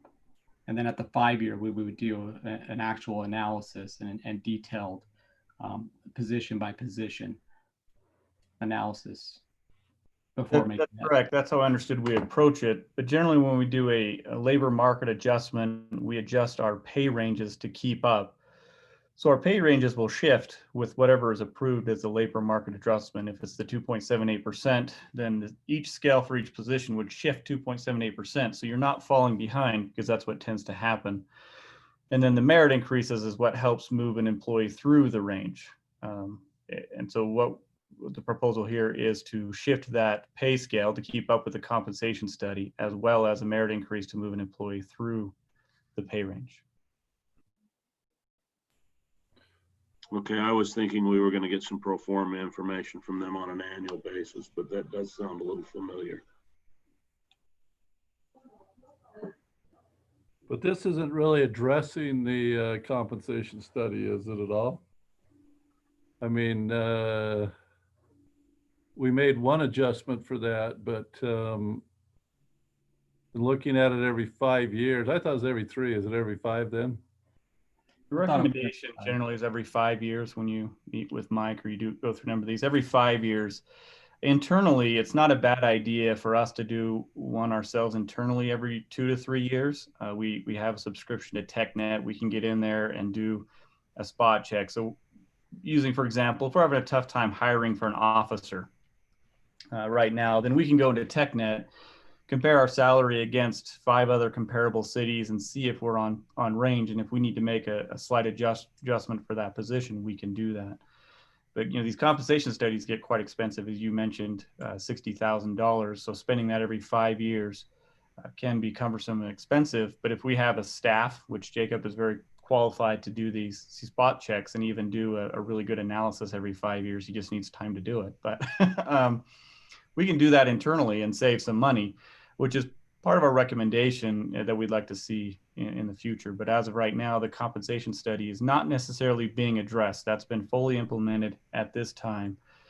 What we're talking about doing is just continuing our the salary ranges based on that policy developed last year with the moving the scale with CPI, merit increases, and the spot checks. But we implemented 33% of the compensation study for primarily the department heads and the supervisors. That was implemented last fiscal year. And the hope was this fiscal year to implement another 33% so we can slowly bring our department heads and our supervisors up to what the compensation study is recommending.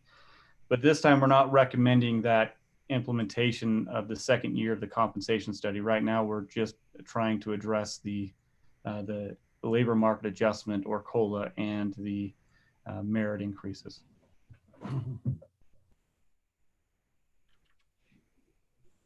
Does that answer your question, Councilman Ince?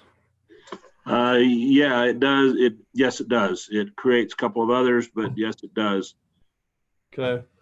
You're looking at 278 and about 218. Where are we coming up with the 2% cost of living increase? Oh, so the 2.78%. 2.78 is the labor adjustment or cost of living. The 2.0 is a merit increase. So I guess the question. Oh, all right. Be, So I've got them backwards. Yeah, where are you coming up with the 2% for the merit increase is what this question would be. No, actually, it's the other. It's where are we coming up with the 2.78%? Okay. Cost of living increase. That actually comes from the Census Bureau itself. It's the same one that we use with determining the lease agreement with, or the lease payment with the Centerpoint Theater. So it's the Western Urban CPI. If I'm not mistaken, it's the Bureau of Labor Statistics. Bureau of Labor Statistics, BLS. And that's normalized across Utah, because I know there's other organizations that do CPIs in Utah that are like at 1.8 right now is what they're saying for COLAs. So I'm just making sure I understand that we're using the same numbers.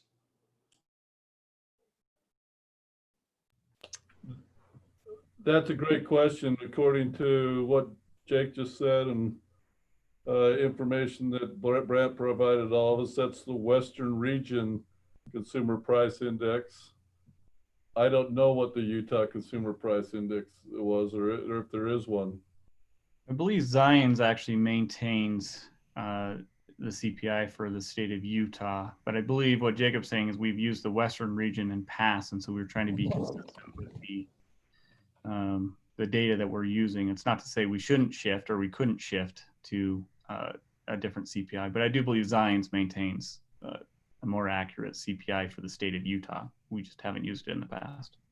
Because we have to be, I think we have to be careful if we're going to, believe our press of Utah being a super strong economy, then there are benefits to using the Utah CPI, because that should be a better number if the economy is great. But if it's not, then distributing against the Western CPI seems like you're possibly putting yourself at in a different area in terms of the correct calculation. I don't know. I just throw that out for people's consideration.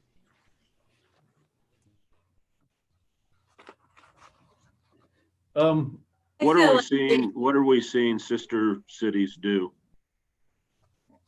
Do we have any feel for that? Yeah, hop back on.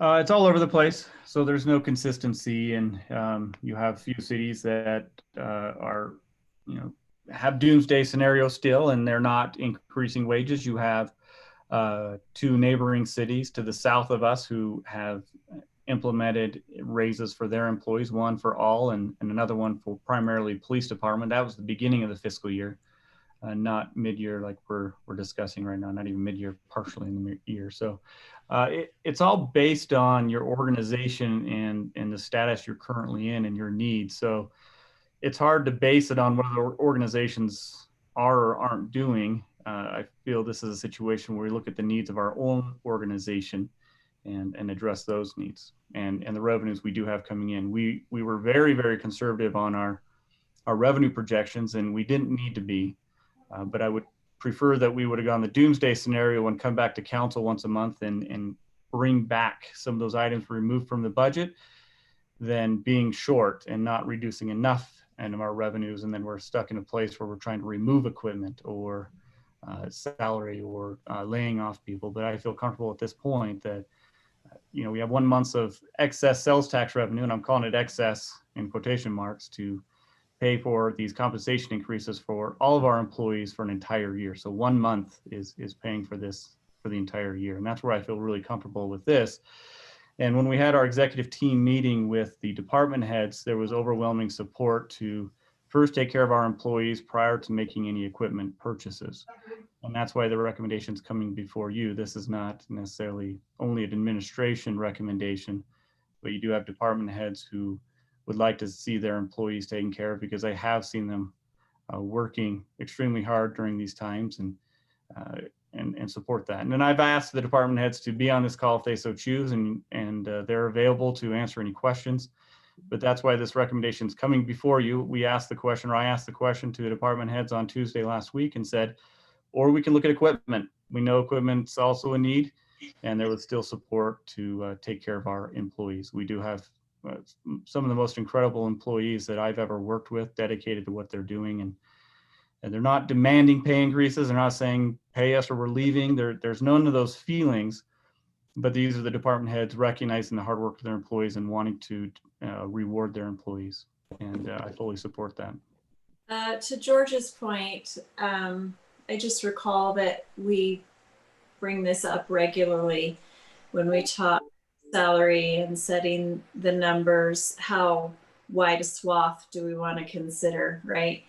And sometimes for the administrative executive positions, we're talking even a wider swath than this.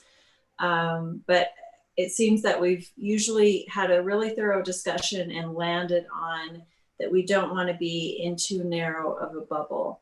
And I feel comfortable with the Western region that they've used. Sometimes if we just are only looking at the state, then states can get in their own bubble, which I don't think is healthy. And then especially when you consider what's going on with our cost of housing, cost of living that way, we don't want to be in a place where Utah's in a bubble where they're not raising salaries, but yet this housing thing is going insane. So I feel really comfortable with these numbers as presented. We are, if we want to go with Councilman McEwen's suggestion of year to date with Zion's, it's actually at 5.4% December of 2019. So we can make 5.4 the labor market adjustment. But no, I mean, that's the United States is 1.9 according to the graph that I just downloaded from Zion's.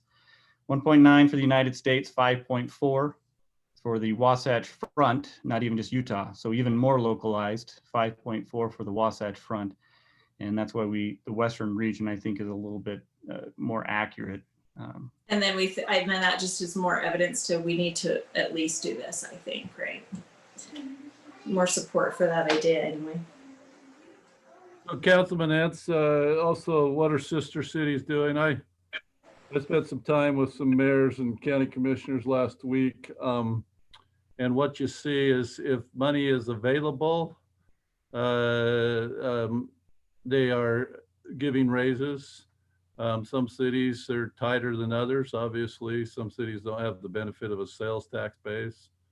And so, but in regards to what Brant said, most cities obviously make the decision based on the morale in their city, the makeup of their city council, just what is best for their own individual city. So, it has happened in some sister cities, but I'm along the lines of Brant that it's nice to have as a guideline, but yeah, I agree with that. Determination should be by what other cities have done. Mr. Mayor, if I may, I'd like to make some comments at some point in time. You're welcome to, Chief. Okay, well, thank you.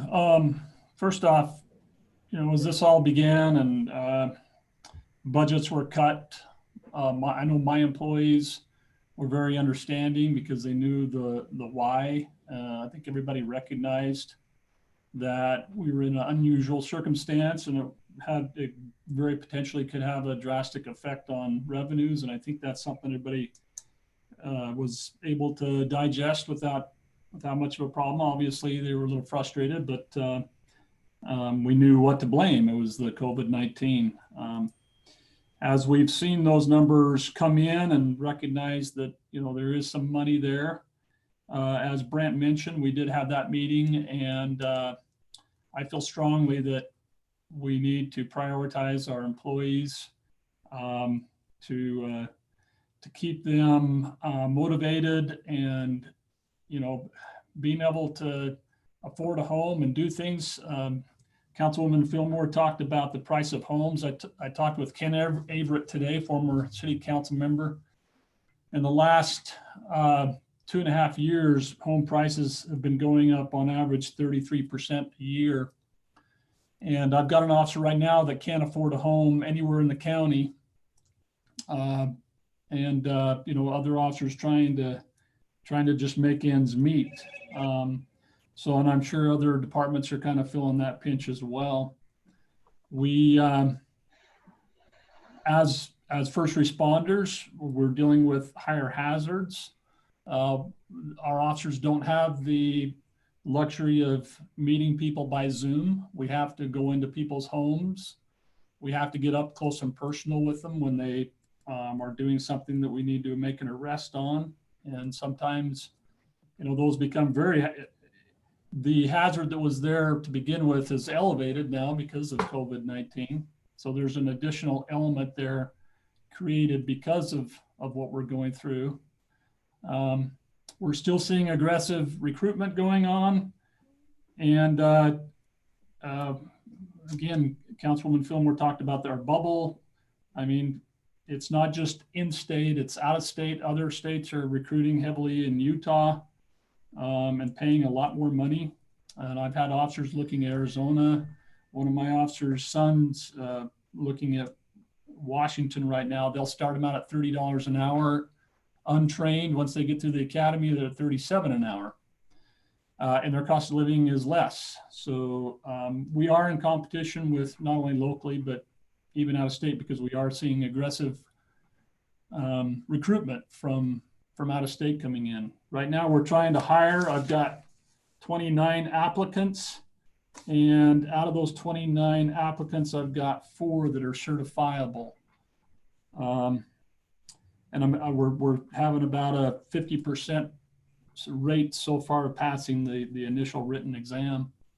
So it's kind of difficult, and being able to attract people that we can pay. And then if we bring someone on, I've got an officer out of Salt Lake County right now that's looking at coming here, and he's making $34 an hour. There's no way I could afford him. So a good officer with good experience, but we just wouldn't be able to. I mean, that would create a lot of compression within our agency. And then, as mentioned, Brent mentioned the compensation study. Last year, our sergeants, lieutenant received that 33%, a third of what they were trying to get them up to par. And that's going away even in this scenario, but we're still dealing with compression with officers, with our sergeants making barely more than what some of our officers are making, with a lot more responsibility and a lot more time commitment. So I just would exhort you as the council to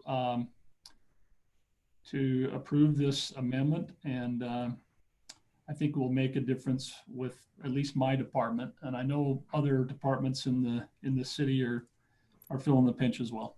So, and I understand it's a difficult situation, but I do feel like it is a priority. It's my priority. My employees are my priority. And while it's great to have good equipment and it's absolutely necessary, I think right now we can squeak by for a while and pay our people a little bit more. Thank you. Thanks, Chief. How much, Brent or Chief, was that 33% to get the sergeants to the level they should be at last year? So Jacob has that spreadsheet, because again, that was part of our original budget, was implementing another third, 33%, which again did include the bulk of that was the police department because of the retirement, the cost of retirement, things like that.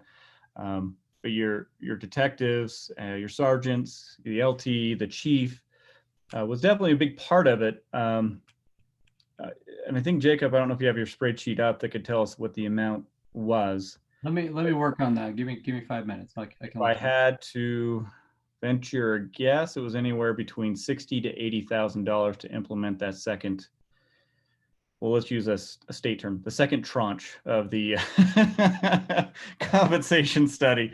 That would be what it would cost to implement that. Again, we would love to see that implemented because that was one of the biggest issues when looking at the compensation study a year and a half ago now, is you're getting a compression issue between your supervisors and your front line. And that does create an issue with morale, and not just morale, but you have supervisors who have a great deal of responsibility and they're not making much more than those on the front line. And so there's not a lot of motivation to say, I want to take that next step from a financial standpoint. So you do have a compression issue going on in all of our departments, not just police, but parks, public works are all dealing with this compression issue. So that also needs to happen. If I had to guess, it was between 60 and 80,000, but I don't have those numbers in front of me, and we looked at them in March. So Jacob will be able to answer that question probably in more detail in just a second. And I think we also. Does that answer your question? Yes, that's what I was looking for. I guess I'd like to know both numbers, the police department and everyone else.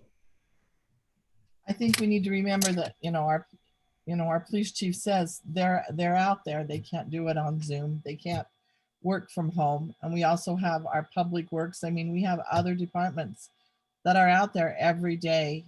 And I feel like they've given us 100% through this COVID situation. And I never heard a complaint when we weren't able to give the raises to begin with, which I think says a lot about our employees.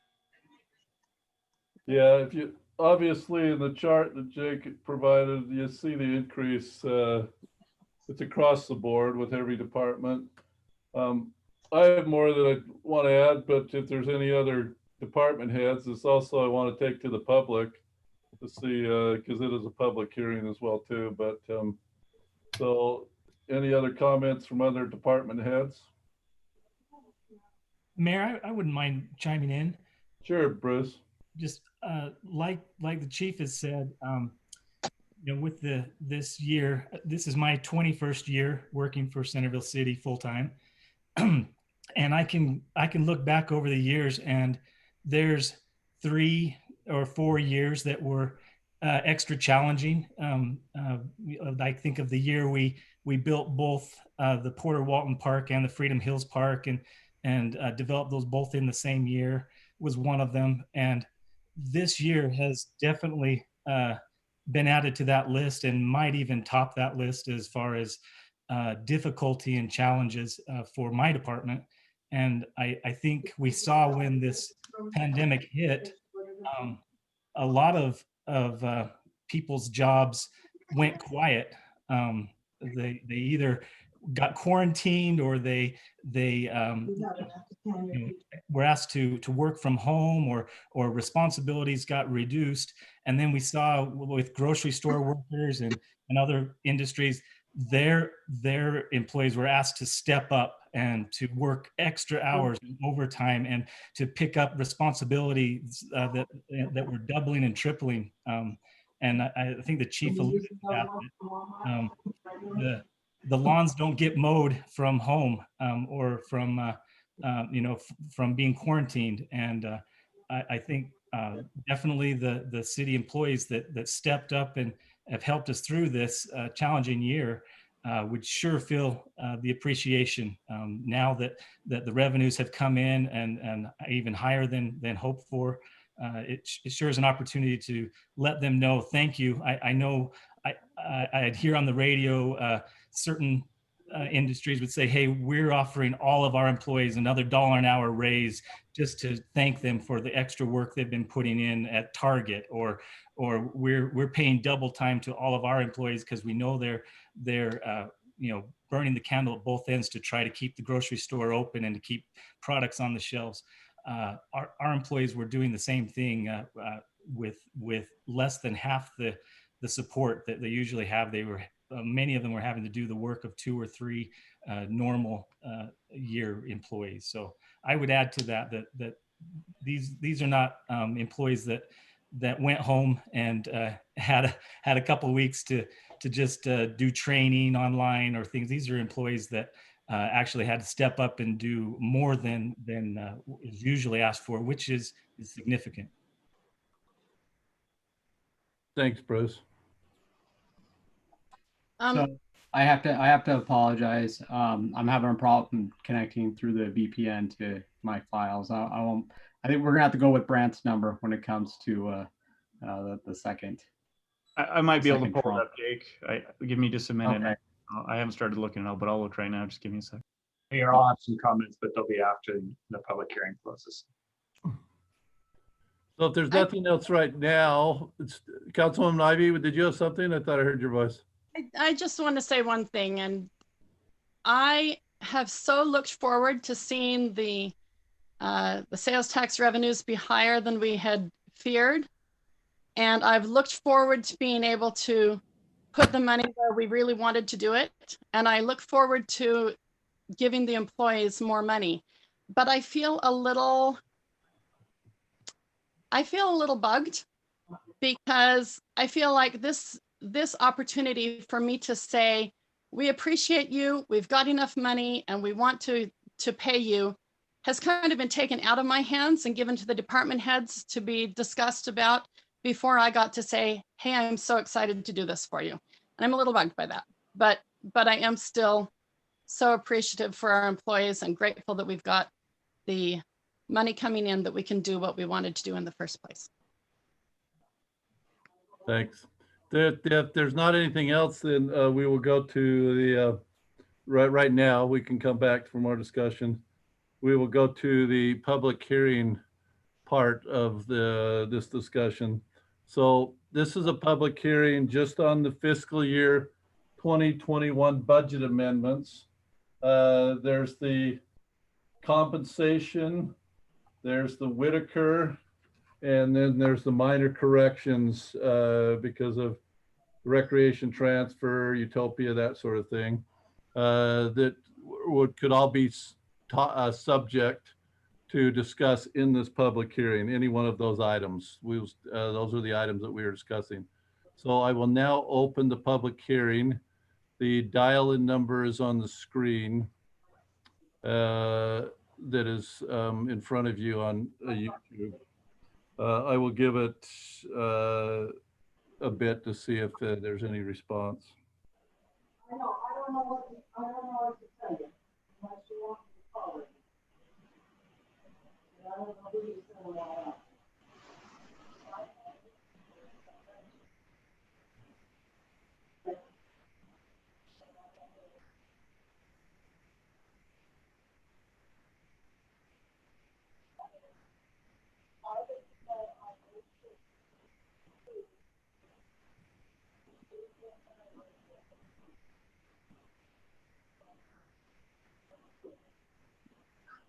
I'm not seeing or hearing anything. I want to double check though. Leah, we're not having any other calls anywhere, are we? No. Okay. In absence of no response from the public, then I will close the public hearing and we will move on to any further questions of staff or further discussion. Well, I just want to launch into a little bit of a tirade. I'm going to climb on a little soapbox for a second. And I want staff to understand this in the context that it's meant. I do understand that there are individuals who have not been able to go work at home. Their jobs do not lend themselves to that. You can't go fix a road from home. You can't arrest somebody from home. You can't mow a lawn from home. But I also want to make sure that that does not set up a dynamic in the city that we value other positions and other functions that are done at home by our employees. That dynamic, I think, is a little dangerous to create, that we create evaluation between the two. And I want all city employees to know we value you, we pay you a salary because we believe your function is useful. And we have demanded a lot from people. So I just want to make sure that that's out there, that I don't want to create in any way, shape, or form an us versus them, the people who are at home and the people who are not, because it's I've seen it in other organizations. It's very demoralizing for individuals all across the board. Thank you, Councilman. There are some positions that just can't be done at home, and but if they can be done at home, that's what we've been attempting to do. But yeah, so I agree completely. I mean, everybody has their own role, and we are a team as a whole as city employees. Um, I want to comment that back when we were doing the budget discussions, obviously, we picked up the increase on health insurance for employees. We didn't do anything else for employees. A couple other boards I sat on, the fire board, for instance, we did give cost of living increases, or what we're calling it here. What are you calling it exactly? Labor index. We did give those, did get some merit increases. They had a compensation study done, and we did not, because of what was going on presently. This was early on in March. We did not fund that. But it is based on how the revenues have come out. I know it's a difficult situation. The cost of living in Utah right now, my reference point obviously would be being in private business, and I've had to give some raises to employees that I never imagined that I'd have to give to keep people employed. It's a blessing and a curse of a great economy. We're glad to have a great economy. We're especially glad to have a great economy right now. When you look at 4.6% unemployment rate, that's almost full unemployment. I do have my concerns for the future. We've had a lot of subsidies from individually, business-wise, government-wise, from the government. As I talked with mayors and county commissioners last week, we're concerned about next year what might be coming, but there's always something to be concerned about in the future. So I think that we need to strongly consider both the labor index increase and the merit increase, one or both of them, because I think we are at that point. Mayor, if I can interject, I have the answer for Council Member Ince. The compensation for year 2 implementation. Now, again, this is just the base salary and does not factor in the retirement costs, because it was calculated back in March with everything combined into one, but I can give you the base salary. So it'll go up a little bit from there for the implementation. For total implementation in the general fund, the cost will be $71,777.94. That's total, not just police. That's total for the general fund. So that doesn't include water, drainage. You know, they have different. Right. Yeah. Right. And then police would maybe be 60 of the 71.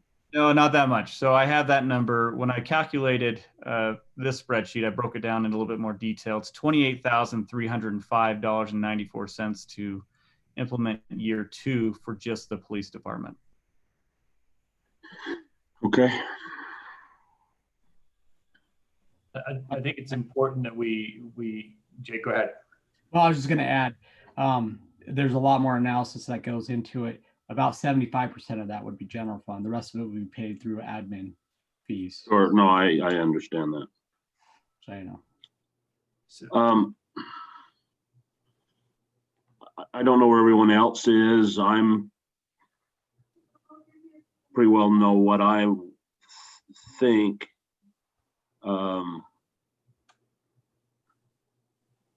Is there a lot more discussion on this to come? I don't know. I'm not hearing much more input. Councilman Ince, this is the time right now. If there's any more input, I guess you can put a motion forward and we can have further discussion on the motion. Well, before you go for a motion, Bill. Do we have people waiting on the phone to try and get in? Hey, Mayor. No, we don't have people waiting on the phone. Listen. We did the public hearing already. Right, but I think we have staff. Hey, Mayor. Yes. Hey, Mark March, Street Department. I just wanted to call in. I'm probably a little bit late for the open session, but I've been listening to what's being said, and I just wanted to echo what the other department heads had said about the guys really stepping up their game and doing everything that they needed to do, plus taking on extra responsibilities to make it happen while all this stuff's been going down. Thank you, Mark. There's another telephone, Mayor. I don't know who that, I don't know. We had two phone. You Yeah. can't see me, but I'm pointing to my screen, Mayor. We were entertaining discussion from department heads. The public hearing part was open for all the public to chime in. Okay. So if there's further discussion from department heads or further comments, we welcome it.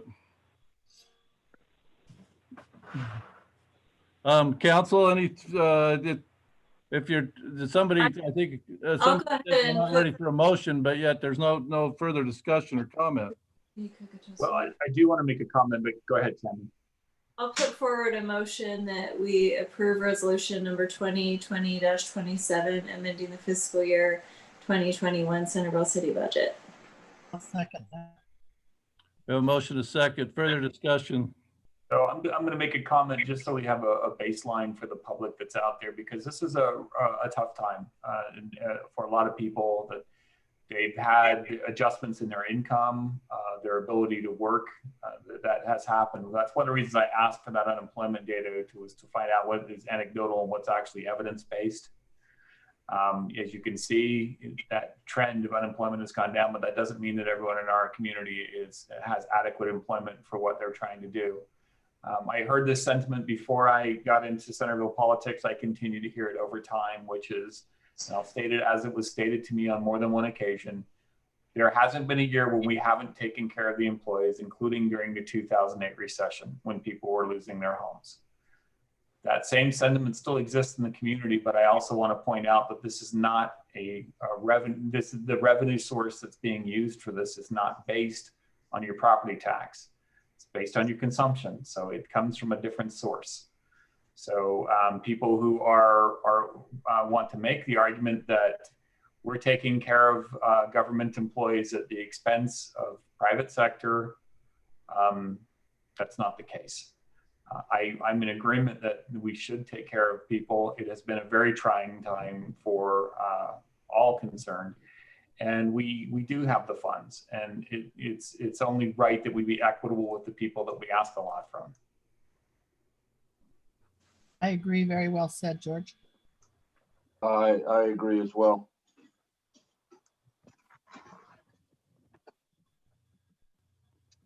Okay, thank you.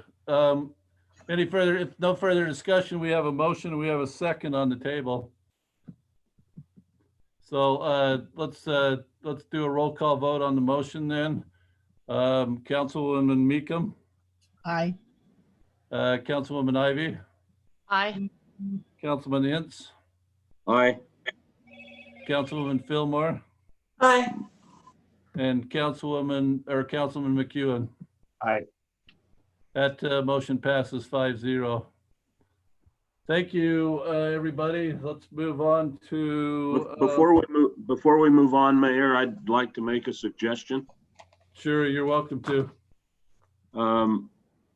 We're into, if I understand current intent, we're into a situation where we're going to basically do a budget amendment monthly and add things back.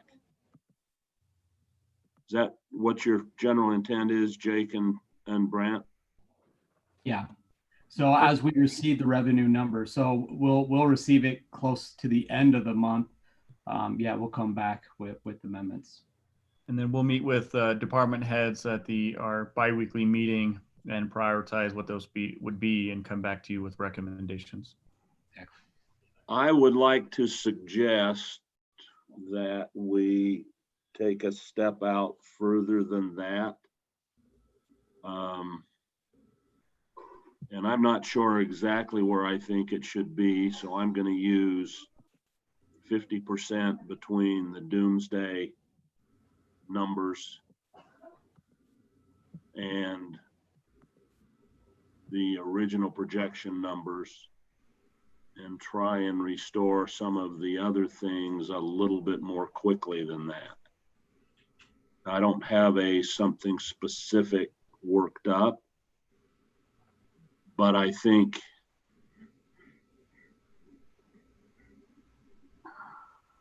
continuing to do it as we're doing it when the indications are that we're not going to experience the doomsday,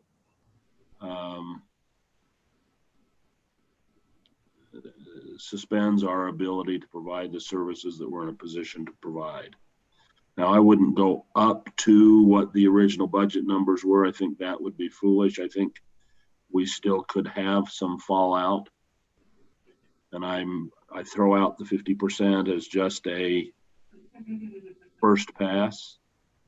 But I at least would suggest that when you look at the October number, that we look at restoring some other significant amounts and starting things that have been delayed that shouldn't have been, including the other compensation issues that we just talked about from the compensation study.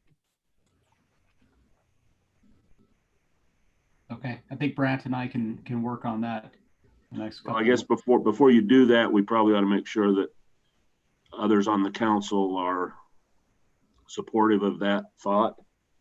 I haven't talked about it to anyone, but that's kind of where I think we are.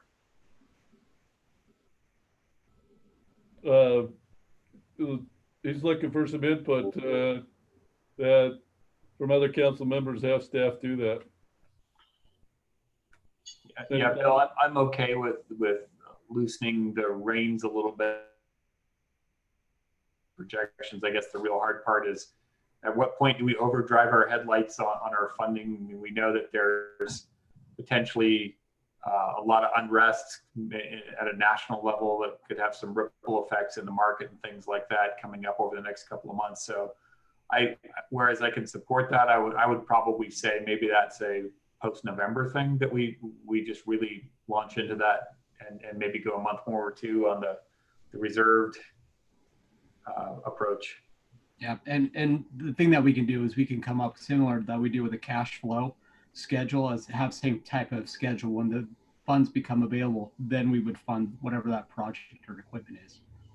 Now, the problem with that is some of those things that are out there that we want to do take more time to do. And those would be more towards the beginning.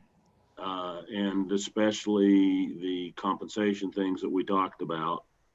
I understand exactly what George is saying about driving too far ahead of the headlights. So maybe the number's 33% instead of 50%.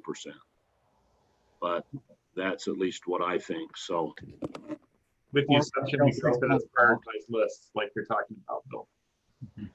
I missed that, George. I said with the assumption that in that 33%, we're handling those priority items we've already discussed. Agreed. Go ahead, Councilwoman. I agree that we need to really address that additional compensation thing. Compression is a problem, and we need to be working toward fixing it.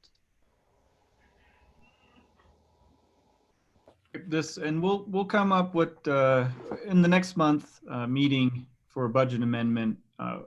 We'll propose maybe 2 alternatives, and that can allow some maybe tinkering from the council if you so choose, and give you a little bit more opportunity to weigh in on that. So you okay with that, Jacob? Just presenting maybe some of the compensation heavy, but if you don't do compensation, then here's what you can add in equipment type of argument. Does that work for the group?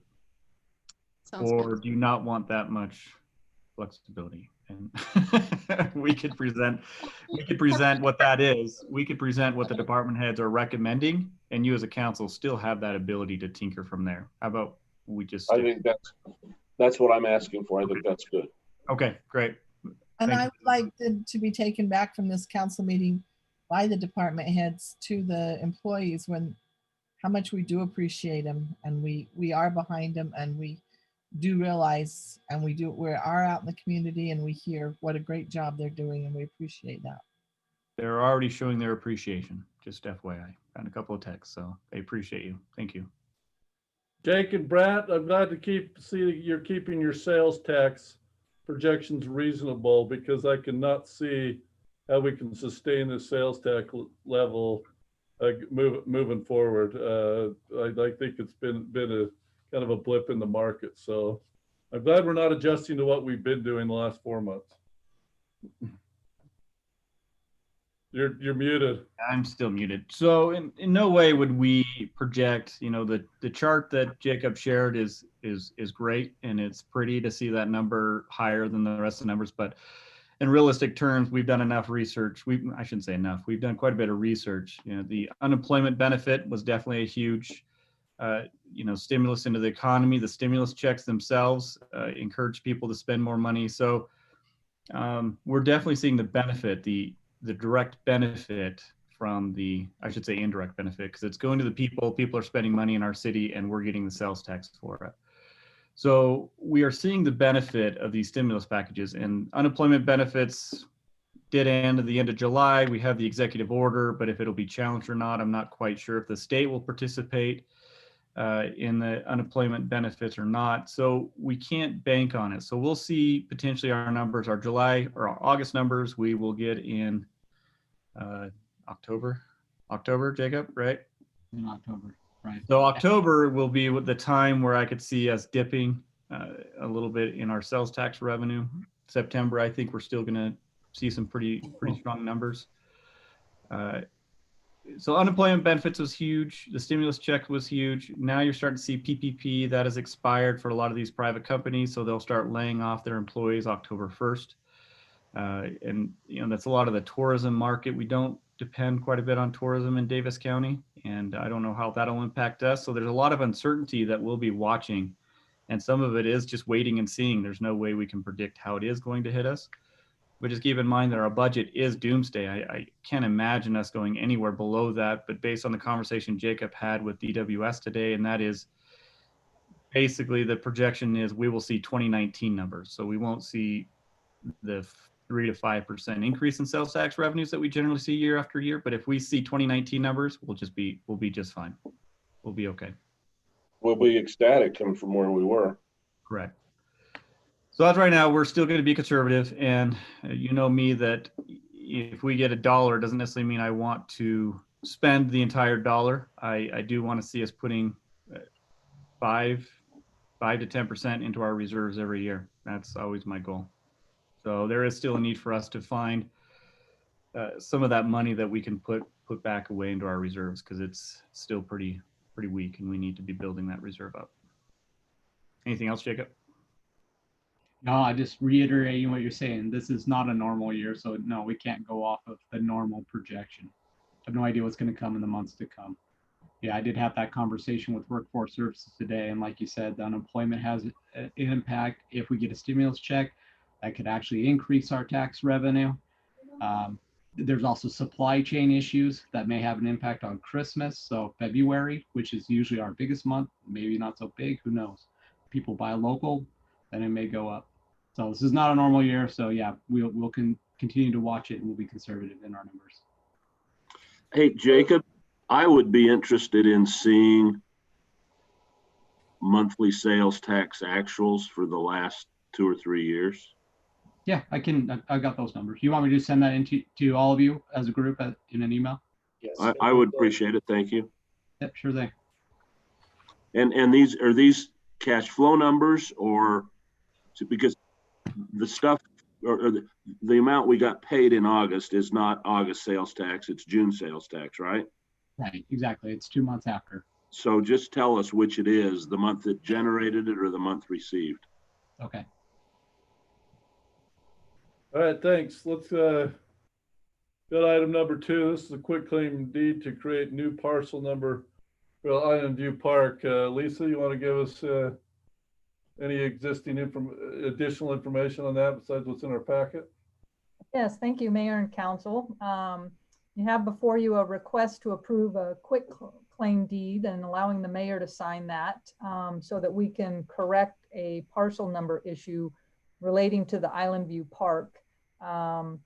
And as explained in the staff report, we have a single parcel ID number. I'll just refer to the last four numbers, 0110, that covers 21 acres approximately. And the park is only 7 acres, and then divided by a number of houses in the Island View plat, we have the hillside property. Oh, thank you, Leah.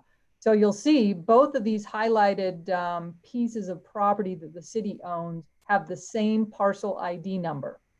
So it does create some problems when we were going out for the grant for the Island View Park renovation and some other loan documents. We had to come up with a specific legal description just for the park because we didn't want to encumber all 21 acres. But as we're closing out the Island View Park renovation grant, they do want us to correct this legal description. So we're now at a point that we need to have its own parcel ID number. So I talked to the county, Davis County Recorder's Office, thinking that we could just file an affidavit of correction because I couldn't figure out or understand how two separate pieces that are not even contiguous could have the same parcel ID number. But they said that this was probably created some time ago when that subdivision went in the middle. You know, it was all one big parcel. And when that subdivision went in, they didn't identify those two parcels with new numbers. So anyway, they said the only way we can do this is if we quit claim a portion of our own property to ourselves, which will be the park property. And by recording that document, they will generate two new tax ID numbers. So that's all we're requesting to make this correction so that we can close out the Island View Park renovation grant and also, you know, have better legal descriptions for these two pieces of property that the city owns. So this does not require a public hearing. It's just a request for a motion to approve the quitclaim deed and allow the mayor to sign it and have the city recorder record it at the county recorder's office. And just so I understand, the one parcel is the park and the other parcel is the property on the east side of the development, the developed lots? Yes, and the hillside property, there's another 160 acres above it. So that's all the city's hillside property.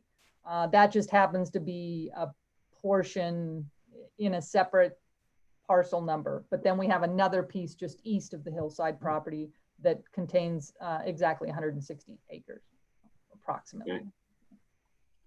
Mm-hmm. Lisa, this is not a time when we could fix a couple of those little jogs in the two parcels? No, that we hopefully, you mean the lot line adjustment to allow at the park and at the hillside property both? Right, those are separate applications that the property owners would have to. We're just trying to separate the two. We're not trying to do anything with the boundaries. We just want two parcel ID numbers, and then we'll try to bring those other lot line adjustment issues to you within the next month or two. Okay, sounds great. I would make a motion that we direct staff to prepare the quitclaims deeds for the mayor to sign so that we can get the get separate parcel identifiers on these two pieces of property. Second. Motion and second. Roll call vote. Councilman McEwen. Aye. Councilwoman Fillmore. Aye. Councilman Ince. Aye. Councilwoman Ivy. Aye. Councilwoman Meekum. Aye. That motion passes 5-0. Thank you. Item number 3 on our agenda. This is personnel policies amendments, fraud reporting, whistleblower protection, and political activities. Sounds kind of fun and spicy to me. Lisa, you want to cover it? Yeah, it is exciting. Thank you. Yeah, so we have before you a resolution proposing some amendments to our personnel policies. And I think as we mentioned, we readopted and renumbered all of our personnel policy manual, and we have it up online. Hopefully all of you have been able to access that.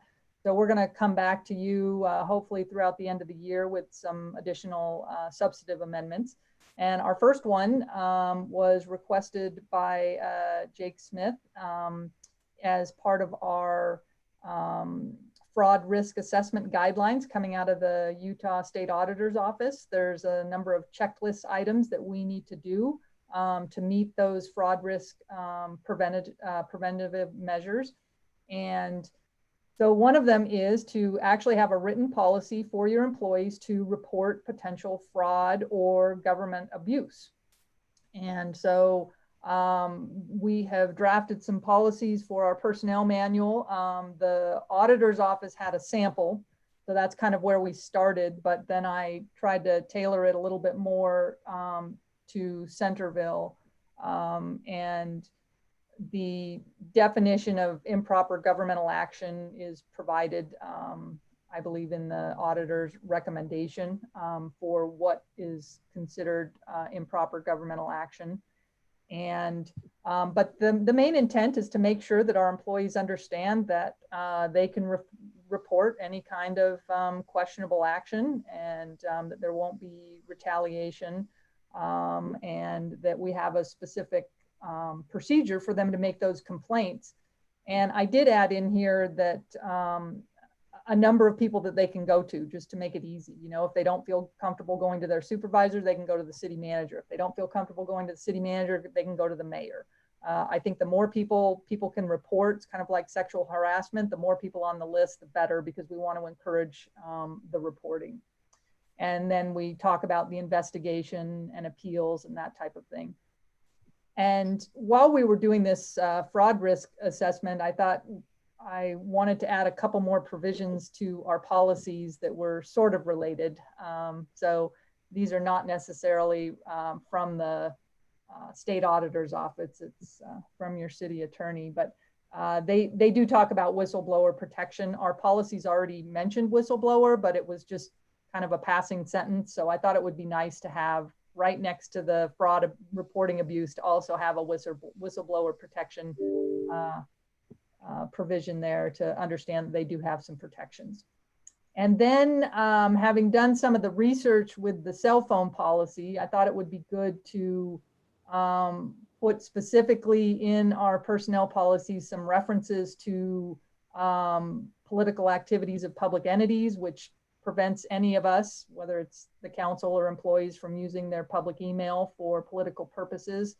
And then also a new section on the personal use expenditures and the misuse of public money statutes. So some of these are new statutes, and I think it's good to just have those references in our personnel policies. So with that, we're recommending approval of resolution 2020-21 with these fraud prevention personnel policy amendments. Happy to answer any questions. I'm going to motion that we approve resolution 2020-21. Second. Go ahead. We have a motion by Councilman McEwen and a second by Councilman Ince.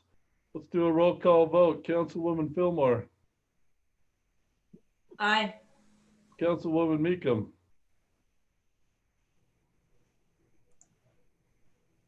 You're muted, Robin.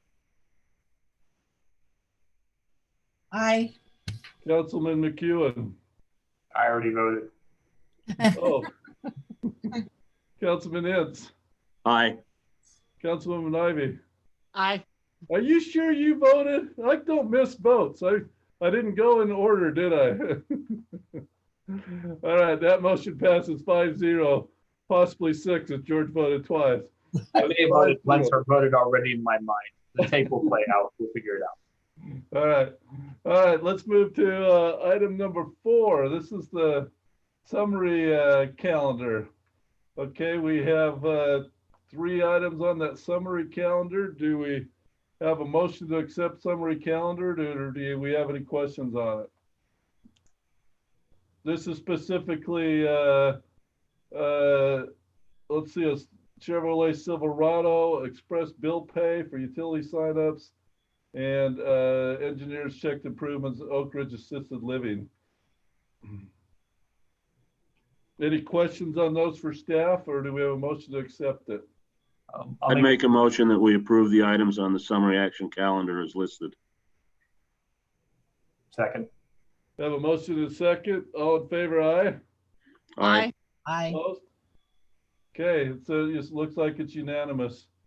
All right, item 5, minutes review and acceptance. This is the August 18th, 2020 work session and the August 18th, 2020 City Council.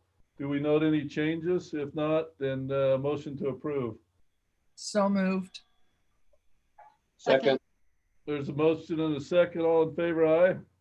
Aye. Opposed? All right, that's unanimous. City Council report. Tonight's City Council report is by Council Member Ivy. It'll be ultra short. Neither group that I sit with has met.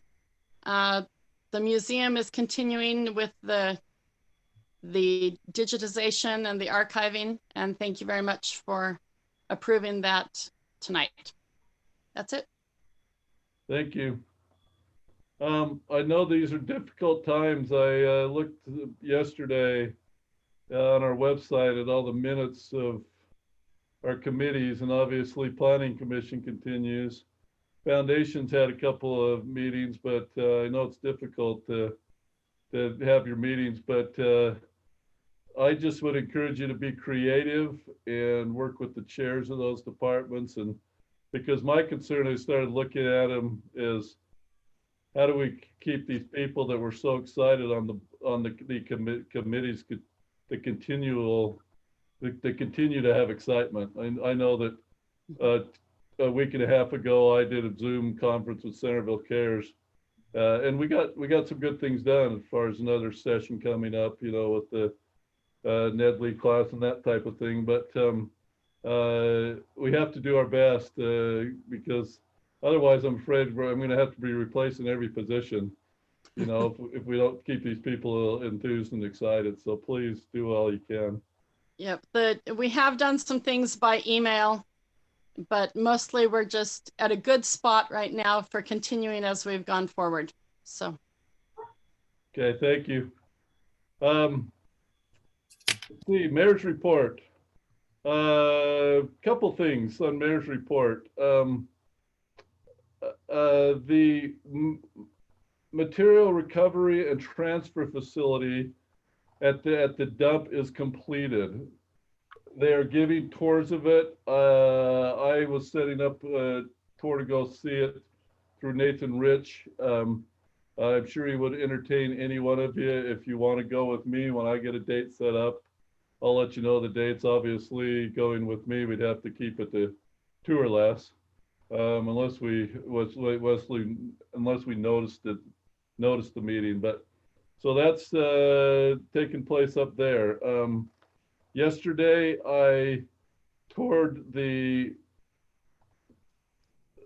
our fire station at 2 in the afternoon with Congressman Stewart and a couple of his staff, and the chief was there. We all had masks. We social distanced.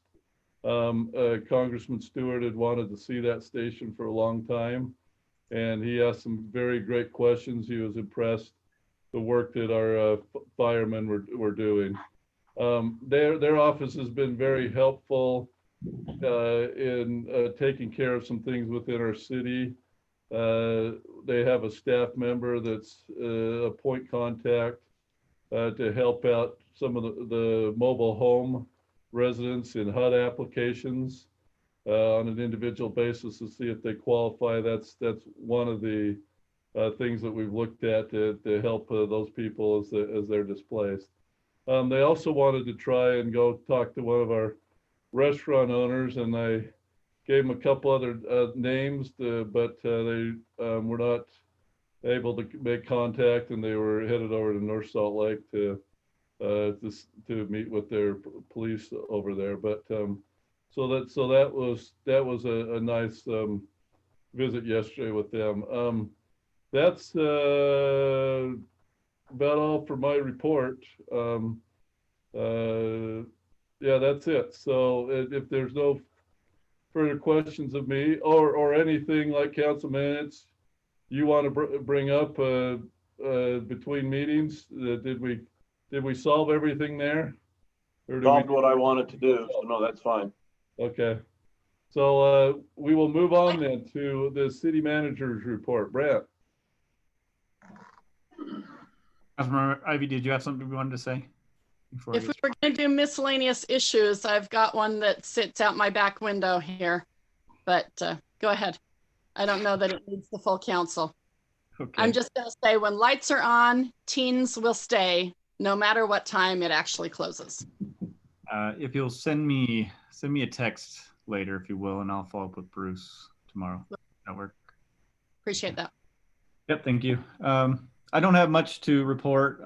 First, I just want to thank all of you for the good discussion and the support of the employees. I'll say that I've received a number of texts already just thanking the council. Really saw the support from you, and we really do have a great group of employees that are dedicated to what they do, and I appreciate working with them. And over the last year and a half, I really got to know them, many of them on a personal level, and it's great working with this crew. We have really awesome department heads.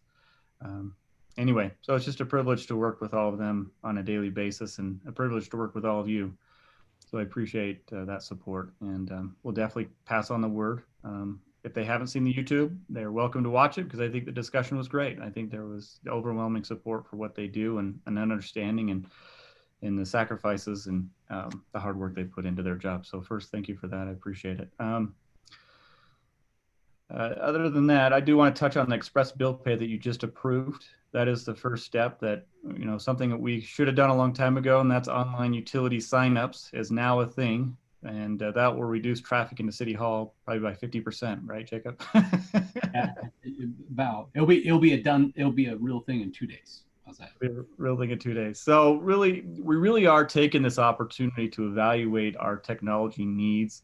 Leah is exploring DocuSign, and that's been kind of neat to be able to pass around documents to review and sign remotely instead of even if you're in the office. It's just great to have that paper trail for one, and two, I like to keep documents. I don't like paper documents. When I first started here, we had one form that was a triplicate. It was our PAFs, our personnel action form. So it was a triplicate. HR gets one, department manager gets, department head gets one, and the city manager gets one. I'm like, why do I need this in my office? Yet if HR has one, I can go to that employee's file and review that PAF. So we're slowly, being more technologically wise here at the city. Another thing is Councilmember McEwen and I met and discussed some upgrades to the council chambers for the CARES Act money we can use to upgrade our camera system in there, and we're looking at all the acoustics at the same time. Where the dais is primarily is an area of issue. So I appreciate Councilmember McEwen taking the time to meet with me and discuss some of those ideas. But we're really excited about that. So Lisa Bednars is working with Performance Audio, which I believe has a state contract, and they're putting together a bid right now. And the hope is we could potentially meet in person, but if not, we'll have the setup for a hybrid. So who wants to come into City Hall is welcome to, and who chooses not to, that's okay too. So we're working on that. So City Hall demolition has started, right, Jacob? Any day it will begin. Okay, so we are making progress on the front end, right, in City Hall as well. So when we say demolition, we're talking entryway, not the whole building, right? No, the whole thing. We're taking the whole thing down. Yeah, the administration. Just the wall of the mayor's. That's the one we're taking down. Okay. Oh, shoot. There was one other item. I didn't write it down that I wanted to bring up. Well, could I mention the phone system? That's another thing that we're going to be implementing here soon, which I'm excited about. Pretty soon here, we're working on getting 2 more proposals. So we have the 3 bids just to make sure that it's competitive. But yeah, it's going to be a new VoIP system where our employees will be able to use an app on a desktop or on a phone that will be connected to their phone number for City Hall. We'll be able to do the hold and transfer, and you can call the main number, and they'll be able to do that from home anywhere that they're at. Which would be a great upgrade. One of the issues I have my office phone forwarded to my cell phone. Well, I don't the only thing that shows up is it's a spam risk, and it shows up with a 555-00000014 number or whatever it might be. So I feel compelled to answer because I don't know who it is. And with the new system, I'll be able to have that caller ID on my phone and be able to ignore the sales calls. That is primarily the reason people call me. But anyway, so yeah, we're doing a lot of great things here at City Hall. Again, that's CARES Act money. It's helping people work from home, but it will benefit us long-term at the city as well. And I can't recall the last item. I'll send it in a weekly update. Any questions for me? Awesome. Thank you. Appreciate you. Thanks, Brent. Appreciate all you're doing, and be safe in your remaining time away. Unless there's anything else, it looks like according to the agenda, we are at adjournment time. Make the motion to adjourn city council meeting. Second. Motion to adjourn is Ann's a second. All in favor? Aye. Opposed? Thank you, everyone. Enjoy your night. Want to say night? Night. Okay. Night.